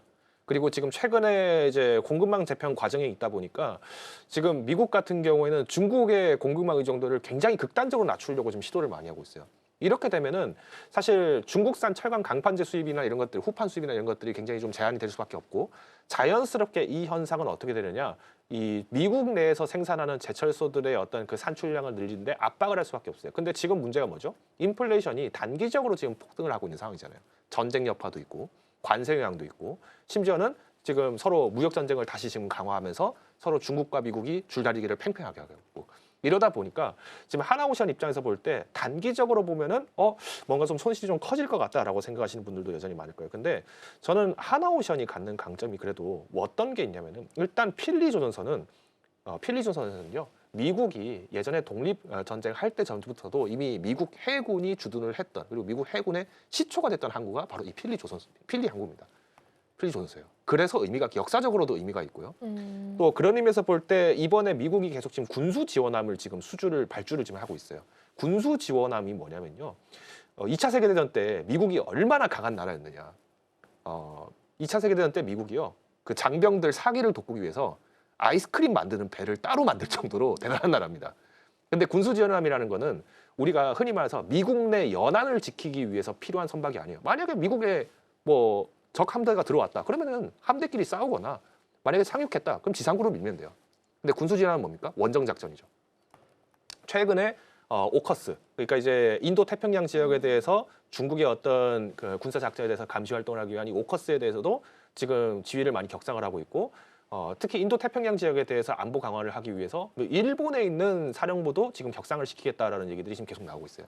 이런 면에서 볼 때 하나오션이 가질 수 있는 강점이라고 한다면은 최근에 중국이 군비 경쟁을 하면서 미국을 추격하는 것에 대해서 미국이 부담감을 갖고 있을 때 여기에 대한 낙수 효과를 하나오션이 제대로 가져갈 수 있다는 거죠. 그런 의미에서 본다면은 지금 미국 내 선박을 만들라는 의미에서는 두 가지로 해석됩니다. 하나는 정말 전시 물자까지 고려를 했을 때 가져올 수 있는 군수함까지 만들 수 있다는 거고요. 다음 두 번째는 지금 미국 내에서의 물류들을 촉진시키기 위해서 중형 컨테이너선, 우리 흔히 말하는 피더선 이 수주가 또 확장이 될 수 있다는 겁니다. 그래서 존스법이라고 해서 미국 상선법이라고 해서 미국 내의 연안만 취역하니까 미국 주들을 돌아다니면서 순방을 할 수 있는 이 컨테이너를 만들 수 있는 거는 원래 과거의 존스법의 기준을 하면은 미국인이 소유한 미국 기업 중에서 미국인들로 인한 미국 조선소에서만 만들 것. 그러니까 굉장히 깐깐한 기준이었는데 이거 지금 다 무너진 거예요. 이게 지금 트럼프 대통령이 지금 이란하고 전쟁하겠다고 하면서 물가 너무 폭등하고 이러니까 야 일단 존스법 유예 이러면서 다른 나라에서 오는 선박들 다 받고 있거든요. 근데 막상 돌이켜 보니까 이게 불안한 거예요. 이게 불안한 겁니다. 그래서 이제 안 되겠다. 이거 다시 우리가 재정비를 하자라고 지금 제시가 된 게 조선업입니다. 그래서 저는 뭐 하나오션도 여전히 뭐 계속 강조를 많이 드린 것뿐이지만 하나오션뿐만 아니라 삼성중공업, 현대중공업도 여전히 매력적이다. 그래서 뭐 우리가 조선주가 지금 오늘 잘 가는 거는 반짝 상승이 아니라는 점. 그리고 여전히 일감은 한참 몇 년치 일감을 앞당겨놔서 수주가 됐기 때문에 수주 공백이라는 말은 함부로 하시면 안 된다라고 말씀드리겠습니다. 그러면 그동안 하나오션에 대해서 굉장히 긍정적인 말씀을 좀 주셨는데 사실 오늘 5% 상승하지만 보시면 일봉상으로는 윗꼬리가 굉장히 길게 달려 있습니다. 그러니까 10만 원이라는 그 라운드 피겨 자리를 올라오기까지가 굉장히 좀 어려워 보이기는 하거든요. 그리고 지금 보면 장기 입형 아래에 있는 상황이기도 해서 지금 구간에서도 그러면 매수 충분히 가능하다라고 판단을 하시는 거예요? 네, 그렇습니다. 왜 제가 이렇게 말씀드리냐면요. 네. 개인도 팔고 기관도 파는데 외국인만 사기 때문에 그렇습니다. 제가 제일 좋아하는 수급 차트가 바로 이런 차트예요. 보통 제가 작년에도 뭐 현대모비스 같은 거 추천하면 에이 저런 무거운 거 누가 삽니까 이런 얘기했는데 현대모비스 엄청 잘 갔죠.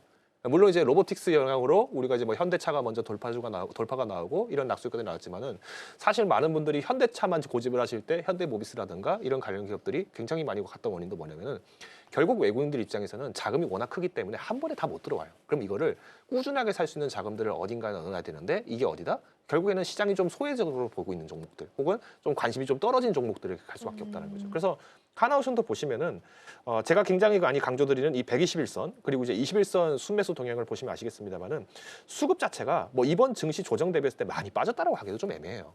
그러니까 이번에 이제 많이 빠졌던 거는 이제 패닉셀이 좀 많이 나오게 됐고 특히 이제 7월 초순에 이제 캐나다 잠수함 수주가 실패했다 뭐 얘기 나오면서 뭐 끝났다 뭐 이렇게 기대하신 분도 분명히 계실 것 같은데 그에 대비했을 때 수급이 좀 바뀌긴 했습니다만은 뭐 주가 자체가 그렇게 뭐 크게 훼손된 건 아니라고 저는 보고 있어요. 오히려 앞으로 이제 주목을 해봤을 때는 저희가 이제 20일 수급 내에서 주식을 본다면은 외국인 같은 경우에는 다시 10%대 보유를 다시 지금 회복을 하고 있고 기관 같은 경우에는 이제 이번에 단기 반등, V자 반등을 이제 고대를 하면서 9만 원 선 탈환을 하니까 한 번 정도 차익 실현이 나왔다라고 보시면 될 것 같아요. 그래서 개인 투자분들도 아마 이때 지금 매수하신 분들이 한번 추가 매수를 하신 분들이 좀 많을 거라고 저는 좀 판단을 하고 있습니다. 그래서 여전히 저는 아직 갈 길이 멀다. 그리고 조선주 같은 경우에도 그렇고 방산주들의 특성도 그렇고 지금 여전히 실적은 좋고 수도 좋죠. 그래서 이렇게 관심도가 좀 떨어질 때 사두시면 나쁘진 않겠다라고 말씀드리겠습니다. 네, 조선 쪽 살펴봤고요. 반도체로 넘어가 보겠습니다. 어제는 테마섹에서 삼전 닉스를 좀 매수할 걸 검토하고 있다라는 소식이 보도가 되면서 사실상 긍정적인 평가를 좀 받았습니다. 장기 투자를 하는 국부펀드다 보니까 긍정적인 평가였는데 또 이게 단독 뉴스였고 또 일각에서는 이게 사실 무근이라는 설도 좀 돌고 있어서 만약에 이게 확인이 잘 안 되고 정말 사실 무근으로 확인이 된다면 다시 한번 좀 우려해야 되는 포인트들이 좀 생기게 될까요? 근데 솔직히 저는 그 이슈가 별로 재미가 없을 거라고 저는 생각했거든요. 물론 이제 많은 분들은 삼성자 SK하이닉스 이름만 거론돼도 지금 이제 너무 빠졌으니까 그쵸. 기대를 하실 건데 제가 계속 강조드린 것처럼 삼전 하이닉스가 못 가는 이유는 간단합니다. 이거 사줄 사람이 별로 없다는 거예요. 자, 여러분이 만약에 예를 들어서 100억이 생겼다고 칩시다. 네. 우리나라 주식 사는데 뭐 물론 이제 100억이라는 자금이에요. 이게 어디 한두 종목으로 단타 칠 수 있는 자금인가요? 한번 해보세요. 한번 해보시면은 그날 무조건 상가거나 무조건 한가 갑니다. 이거 언제 그랬었죠? 2021년도에 그때 오스템 임플란트 그 재무과장이라는 양반이 그 회사 자금 삥땅 쳐가지고 횡령해가지고 뭐 했습니까? NC소프트 막 덜컥 샀다가 동지세미캠 덜컥 샀다가 주가 급등하고 급락하고 이런 거 우리 다 경험했잖아요, 그죠? 그러니까 그만큼 자금이 커지면 커질수록 결국에는 한두 종목 사는 게 거의 불가능해집니다. 그러면 국부펀드처럼 말 그대로 이 어마어마한 자금이 들어온다. 그럼 이 자금이 들어왔을 때 제일 먼저 살만한 종목이 만약에 한국에서 굳이 뽑으라고 하면 한 종목만 뽑으세요라고 한다면은 뭐 뽑으시겠어요? 그냥 삼성전자 사지 않을까요? 10종목 뽑으세요라고 하면은 그냥 시총 탑10 뽑지 않을까요? 국부펀드가 어디 뭐 단타 쳐가지고 수익 내서 그걸로 하는 뭐 우리 뭐 저기 그 나이브 부켈레 대통령처럼 뭐 비트코인에다가 국고를 전부 다 맡겨가지고 단타 쳐가지고 돈 버는 뭐 그럴 수 있는 정도의 나라입니까? 그런 나라가 아니죠. 그러니까 이제 여기서 벌써 괴리가 퍼진 거예요. 그러니까 나라가 잘 살고 선진국이 되고 경제 규모가 커질수록 그런 게 안 된다는 겁니다. 그래서 지금 반도체 투톱 같은 경우에도 만약에 국부펀드가 산다라고 하면 아 그래 뭐 국부펀드가 사겠지 정도였던 거지 이게 자금이 확 들어온다라고 해서 정말 우리가 이전 고점을 단기 탈환하느냐 불가능하다는 거예요. 그래서 제가 계속 강조를 드렸던 거고요. 다만 좀 오늘 좀 아쉬운 거는 삼성전자, SK하이닉스가 이 정도밖에 못 올라갔다는 거는 굉장히 좀 안타깝습니다. 그래요? 그거는 너무 아닌 것 같아요. 왜냐면 이제 샌디스크가 물론 오늘 12% 올라갔잖아요. 네. 근데 샌디스크가 올라간 걸 보고 오늘 아마 장 초반에 아 이제 삼성전자, SK하이닉스 그래도 한 뭐 8%, 15% 올라가겠다 이렇게 생각하시는 분들 있는데 그거는 잘못된 거예요. 왜냐하면 샌디스크는 뭐라고 얘기했냐면은 이번에 이제 남는 잉여 현금 여력에 대해서 그리고 이제 잉여 이익에 대해서는 100% 주주 환원을 하겠다고 했어요. 맞아요. 그러니까 지금 월가가 가장 좋아하는 거예요. 월가가 제가 계속 강조드리지만 지금 아이 그래 뭐 인텔도 뭐 투자하고 뭐 엔비디아도 투자하고 다 좋은데 근데 내가 언제 내 돈 가지고 당신들 회사 돈 돌리라고 했어? 나한테 돈을 줘야 될 거 아니에요. 아니, 지금 주식하시는 분들한테 다 여쭤볼게요. 뭐 우리 방송 보시는 분들뿐만 아니라 뭐 녹화된 거 보시는 분들한테 다 여쭤보면은 주식 왜 하세요? 정말 삼성전자, SK하이닉스가 건실한 회사에서 잘하고 우리나라의 국격을 높이고 이거 원하세요? 아니면 진짜 삼성전자 얼마에 팔아서 내가 돈 얼마 벌겠다 이렇게 생각하는 거예요. 후자잖아요. 그러니까 이게 지금 월가가 똑같이 지금 생각하고 있는 거라니까요. 그래서 샌디스크가 이번에 전액 지금 100%를 다 주주 환원에다가 배당하겠습니다. 아니면 뭐 자사주 매입하겠습니다. 얘기가 나오니까 올라간 거예요. 그러면 삼성전자, SK하이닉스 같은 경우에 더 올라가기 위해서는 어떤 부분이 필요하다? 일단 주주 환원책을 다시 한번 얘기해야 되는데 이거 얘기하기가 어려운 거예요. 왜? 이번에 만약에 연말 내에서 어떻게 환원하겠습니다 얘기를 함부로 발표하잖아요. 그럼 지금 정부에서 뭐라고 합니까? 이거 호남팹 지을 건데 이 돈 갖다가 이렇게 하면 어떡하냐? 눈살 찌푸리겠죠. 그러니까 정부 눈치도 봐야 될 것이고. 그다음에 지금 SK하이닉스 같은 경우 지금 뭐 나옵니까? 지금 통합 노조 지금 발발하겠다고 지금 나오잖아요. 통합 노조 지금 출범하겠다. 지금 16,000명 지금 확보해놨다. 이 얘기하고 있잖아요. 그러니까 SK하이닉스가 지금 삼성전자의 그 상승폭에 대비했을 때도 지금 아직도 삼성전자가 빠질 때는 더 많이 빠지고 올라갈 때는 지금 못 올라가는 이유가 여기 있습니다. 근데 더 안 좋은 소식 하나 좀 미리 얘기 드릴게요. 삼성전자, SK하이닉스처럼 이 반도체 기업들 있잖아요. 성과금 연에 한 번 주는 거 아닙니다. 상반기, 하반기 줘요. 그럼 우리는 연말에 갈수록 주주 환원을 강화를 해야 되는데 상반기 때 우리 성과금 이만큼 받았으니까 하반기 때도 주세요라고 안 한다는 법도 없을 것이며 지금 삼성전자, SK하이닉스 노조 측에서도 다시 재협상을 안 할 거라는 보장도 없으며 현재 정부에서는 지금 삼성전자, SK하이닉스가 갖고 있는 잉여 현금 여력을 전부 다 호남팹 지어라고 지금 압박을 넣고 있는 상황인데 외국인들이 볼 때 삼성전자, SK하이닉스를 만약에 미국의 샌디스크처럼 이렇게 마냥 좋게 볼 수 있을 가능성이 있겠느냐. 그다음 두 번째로 지금 환율 문제 러트닝 상무장관이 계속 언급을 하고 있죠.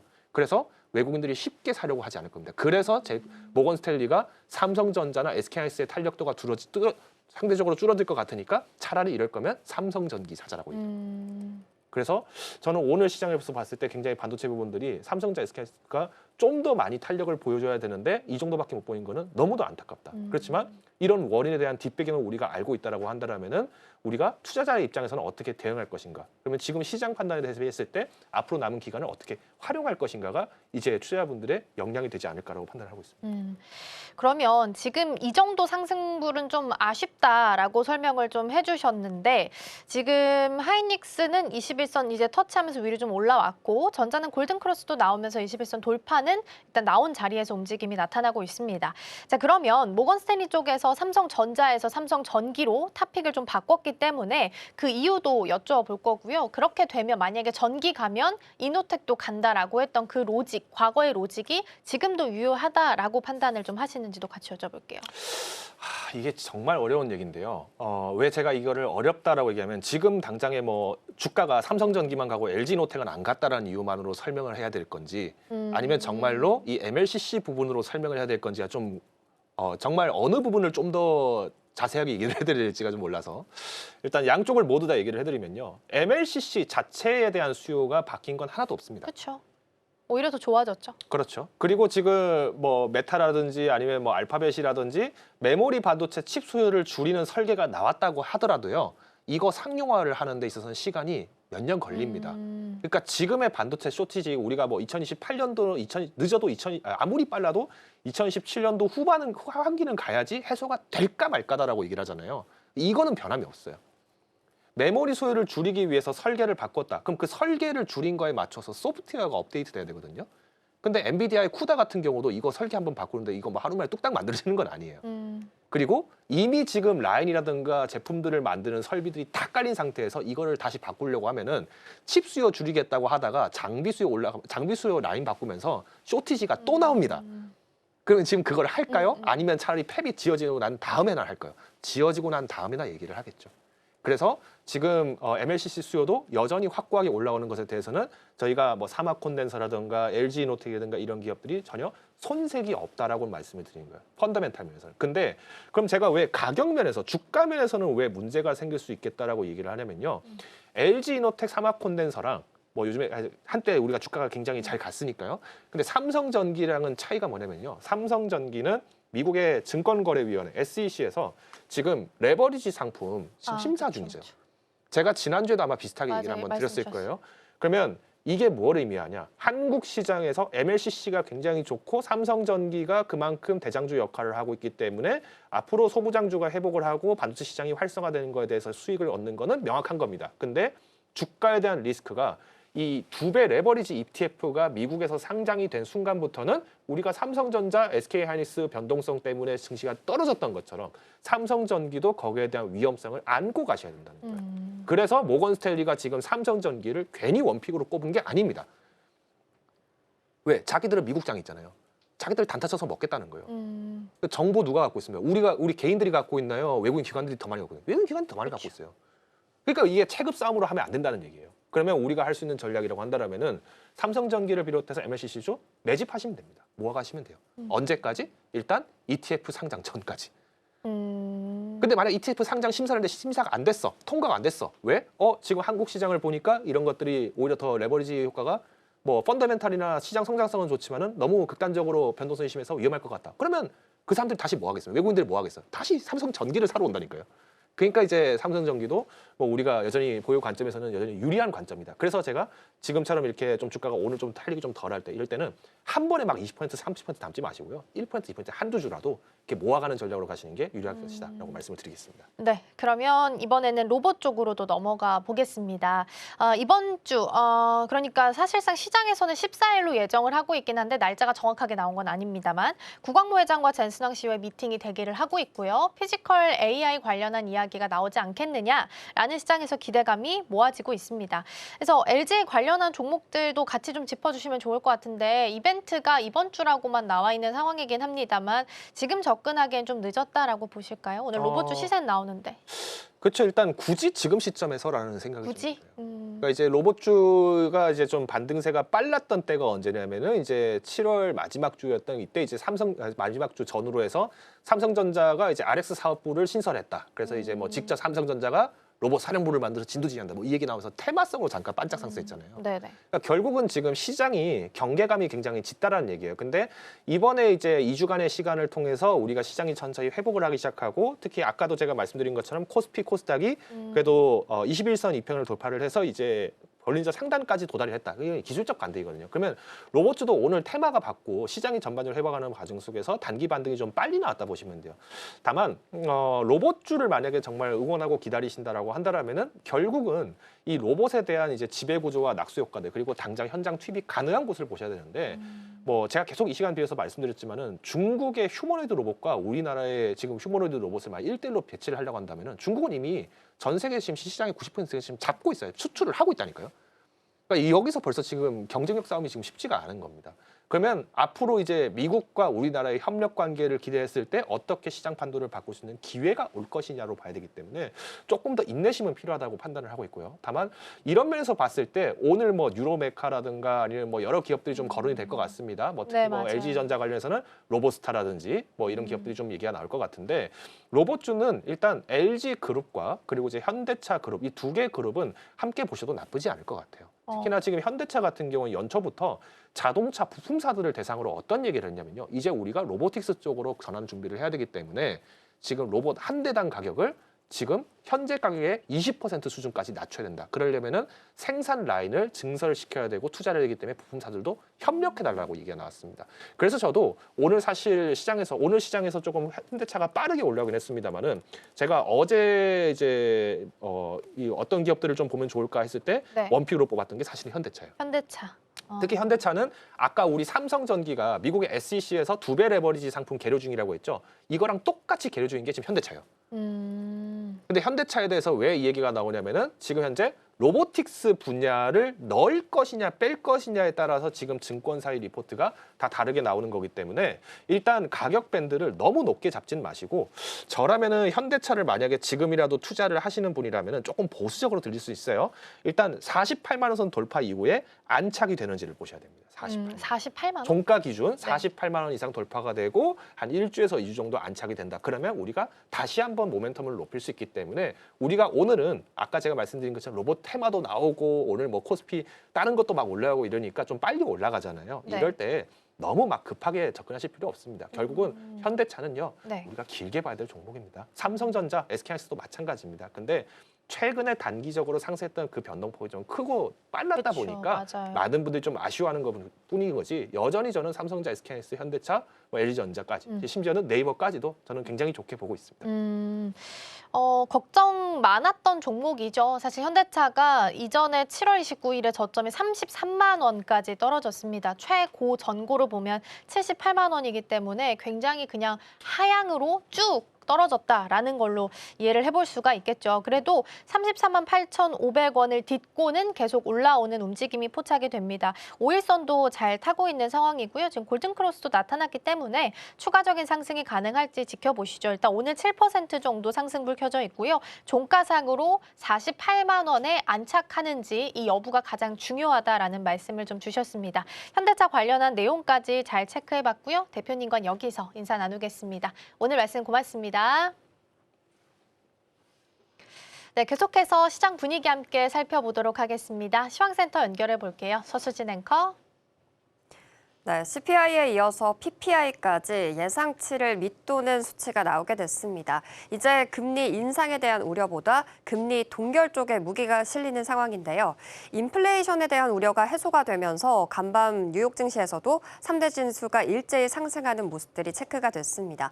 어제장을 살펴보게 되면 코스피, 코스닥 쪽에 강세가 나오기는 했습니다만 코스피 쪽에 강세가 유독 돋보였던 하루였는데요. 오늘 장에서도 비슷한 흐름이 지속되고 있습니다. 코스피 쪽에 2.49% 상승분이 들어와 있고요. 9,683선 현재 지나가고 있습니다.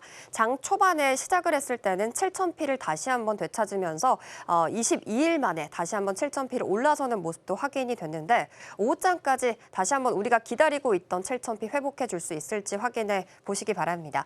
코스닥 같은 경우에는 1.04% 소폭 오르고 있습니다. 그래도 장 초반보다는 흐름이 좋아지고 있는 상황이고요. 870선 웃돌고 있습니다. 그렇다면 지금 시장 수급 한번 살펴볼까요? 먼저 코스피 보겠습니다. 코스피 안에서 외국인들이 역시나 담고 있습니다. 어제장에서도 외국인들이 2조 단위에 넘는 물량들을 담아내기 시작했는데 오늘까지도 장 초반부터 5,500억 원 정도 담기 시작했습니다. 다만 기관 쪽에서 그리고 개인 쪽에서는 시장을 이탈하는 상황이 지속되고 있는데 기관에서는 현재 1,778억 원 정도 매도하고 있습니다. 그런데 장 초반보다는 이 매도 규모가 축소되고 있기 때문에 시간이 지날수록 기관 쪽에서 매수 쪽으로 방향을 돌릴지도 체크해 보셔야 되겠고요. 개인 쪽에서는 이탈이 좀 심화가 되고 있지만 어느 정도 진정이 될 수 있을지도 확인해 보셔야 되겠습니다. 개인의 투자자 예탁금이 이제 100조 원을 밑도는 수준으로 내려왔다라고 합니다. 그만큼 국장을 이탈하는 개인 투자자들이 늘어나고 있는 상황인데요. 오늘장 흐름까지 체크해 보셔야 되겠습니다. 다음으로 코스닥 매매 동향도 확인해 보겠습니다. 코스닥은 외국인과 기관 쪽에서 현재 매도하고 있는데요. 기관 쪽에서는 매수 쪽으로 포지션을 바꿀 수도 있을 것 같습니다. 외국인은 우선 32억 원 정도 매도하고 있고요. 개인 쪽에서는 15억 원 소폭 들어오고 있는 흐름 지금 관찰이 되고 있습니다. 자, 그렇다면 업종별 흐름도 만나볼까요? 우선 코스피부터 확인해 보도록 하겠습니다. 오늘 코스피 단에서 통신업이 4% 가장 강한 빨간불 들어와 있습니다. 특히 이 안에서 SK텔레콤의 강세가 눈에 띄는데요. SK텔레콤이 투자했던 엔트로픽이 IPO를 앞두고 있는 상황입니다. 그런데 이 몸값 자체가 2조 원을 넘어설 수 있다. 심지어 3조 원에 달할 수 있다라는 긍정적인 전망들이 나오게 되면서 현재 SK텔레콤 8%를 웃도는 강세 흐름 체크되고 있습니다. 이 밖에 오늘 전기전자도 강한데요. 전기전자 단 안에서는 LG전자의 상승세가 눈에 눈에 띄고 있습니다. LG전자 구강모 회장이 이제 엔비디아 젠슨 황과 만난다라는 소식들 연이어서 나오고 있죠. 결국에는 피지컬 AI 관련된 논의 소식이 전해지게 될 텐데 이에 대한 기대감 함께 받아가고 있습니다. 그리고 운수 장비도 오늘 강한 가운데 제조업과 보험, 기계까지 빨간불 들어와 있습니다. 하락하고 있는 업종까지 만나보시죠. 현재 코스피에서 철강 및 금속이 약세 흐름 체크됩니다. 그래도 그동안 힘을 내주고 있었던 방산주가 오늘까지도 차익 실현 매물들 나오고 있는 상황이고요. 섬유, 의보, 그리고 의약품과 비금속, 광물까지 파란불 들어와 있습니다. 코스닥 시장도 만나보시죠. 코스닥 업종지수 가장 강한 건 운송장비 부품입니다. 운송장비 쪽에서는 오늘 자동차 부품이 강한데요. 현대차의 호재 소식이 함께 견인을 해주고 있습니다. 현대차가 로봇 공급망을 재구축한다라는 소식이 함께 나오면서 자동차 부품주 그리고 기계장비 쪽에서는 로봇주들의 흐름도 굉장히 좋게 이어지고 있는 상황입니다. 그리고 의료정밀기기와 섬유, 의류, 기타 제조까지 빨간불 들어와 있습니다. 하락하고 있는 코스닥 업종지수도 확인해 보시죠. 건설업이 0.83% 밀리고 있고요. 음식료, 담배, 기타 서비스까지 약보합권에 머물고 있습니다. 거래대금 확인해 보겠습니다. 먼저 코스피입니다. 오늘은 일제히 빨간불 들어와 있는데요. 반도체 투톱이 현재 빨간불은 들어와 있습니다. SK하이닉스 같은 경우에는 5.7%의 강세, 삼성전자 같은 경우에는 1.31% 강세 흐름 보여주고는 있지만 장 초반에 비해서는 조금 약한 흐름이 지속이 되고 있습니다. 프리장에서 반도체 투톱이 굉장히 좋은 흐름을 보여줬기 때문에 그에 비해서는 조금 아쉬운 흐름들 나타나고 있고요. 이와 함께 삼성전기 3.99% 강세 흐름 보여주면서 156만 원 선 지나가고 있습니다. 이번에 모건 스탠리가 최선호주로 삼성전기를 꼽게 되면서 관련된 기대감 커지고 있는 상황이고요. 반도체 투톱부터 반도체 관련 종목들의 힘이 들어가고 있는 상황은 이번에 나왔던 CPI 그리고 PPI 지수가 금리 동결 쪽에 무게가 실리게 되면서 물가 상승에 대한 인플레이션 우려가 완화된 점도 기여를 하고 있습니다. 그리고 메모리 공급 부족이 장기화되다 보니까 시장이 회복되면 될수록 메모리 업종을 주목해야 한다라는 외신의 보도들도 연이어서 나오고 있기 때문에 관련된 종목들 흐름들 계속해서 지켜보셔야 되겠습니다. 코스닥 거래대금 상위 종목의 움직임도 만나보시죠.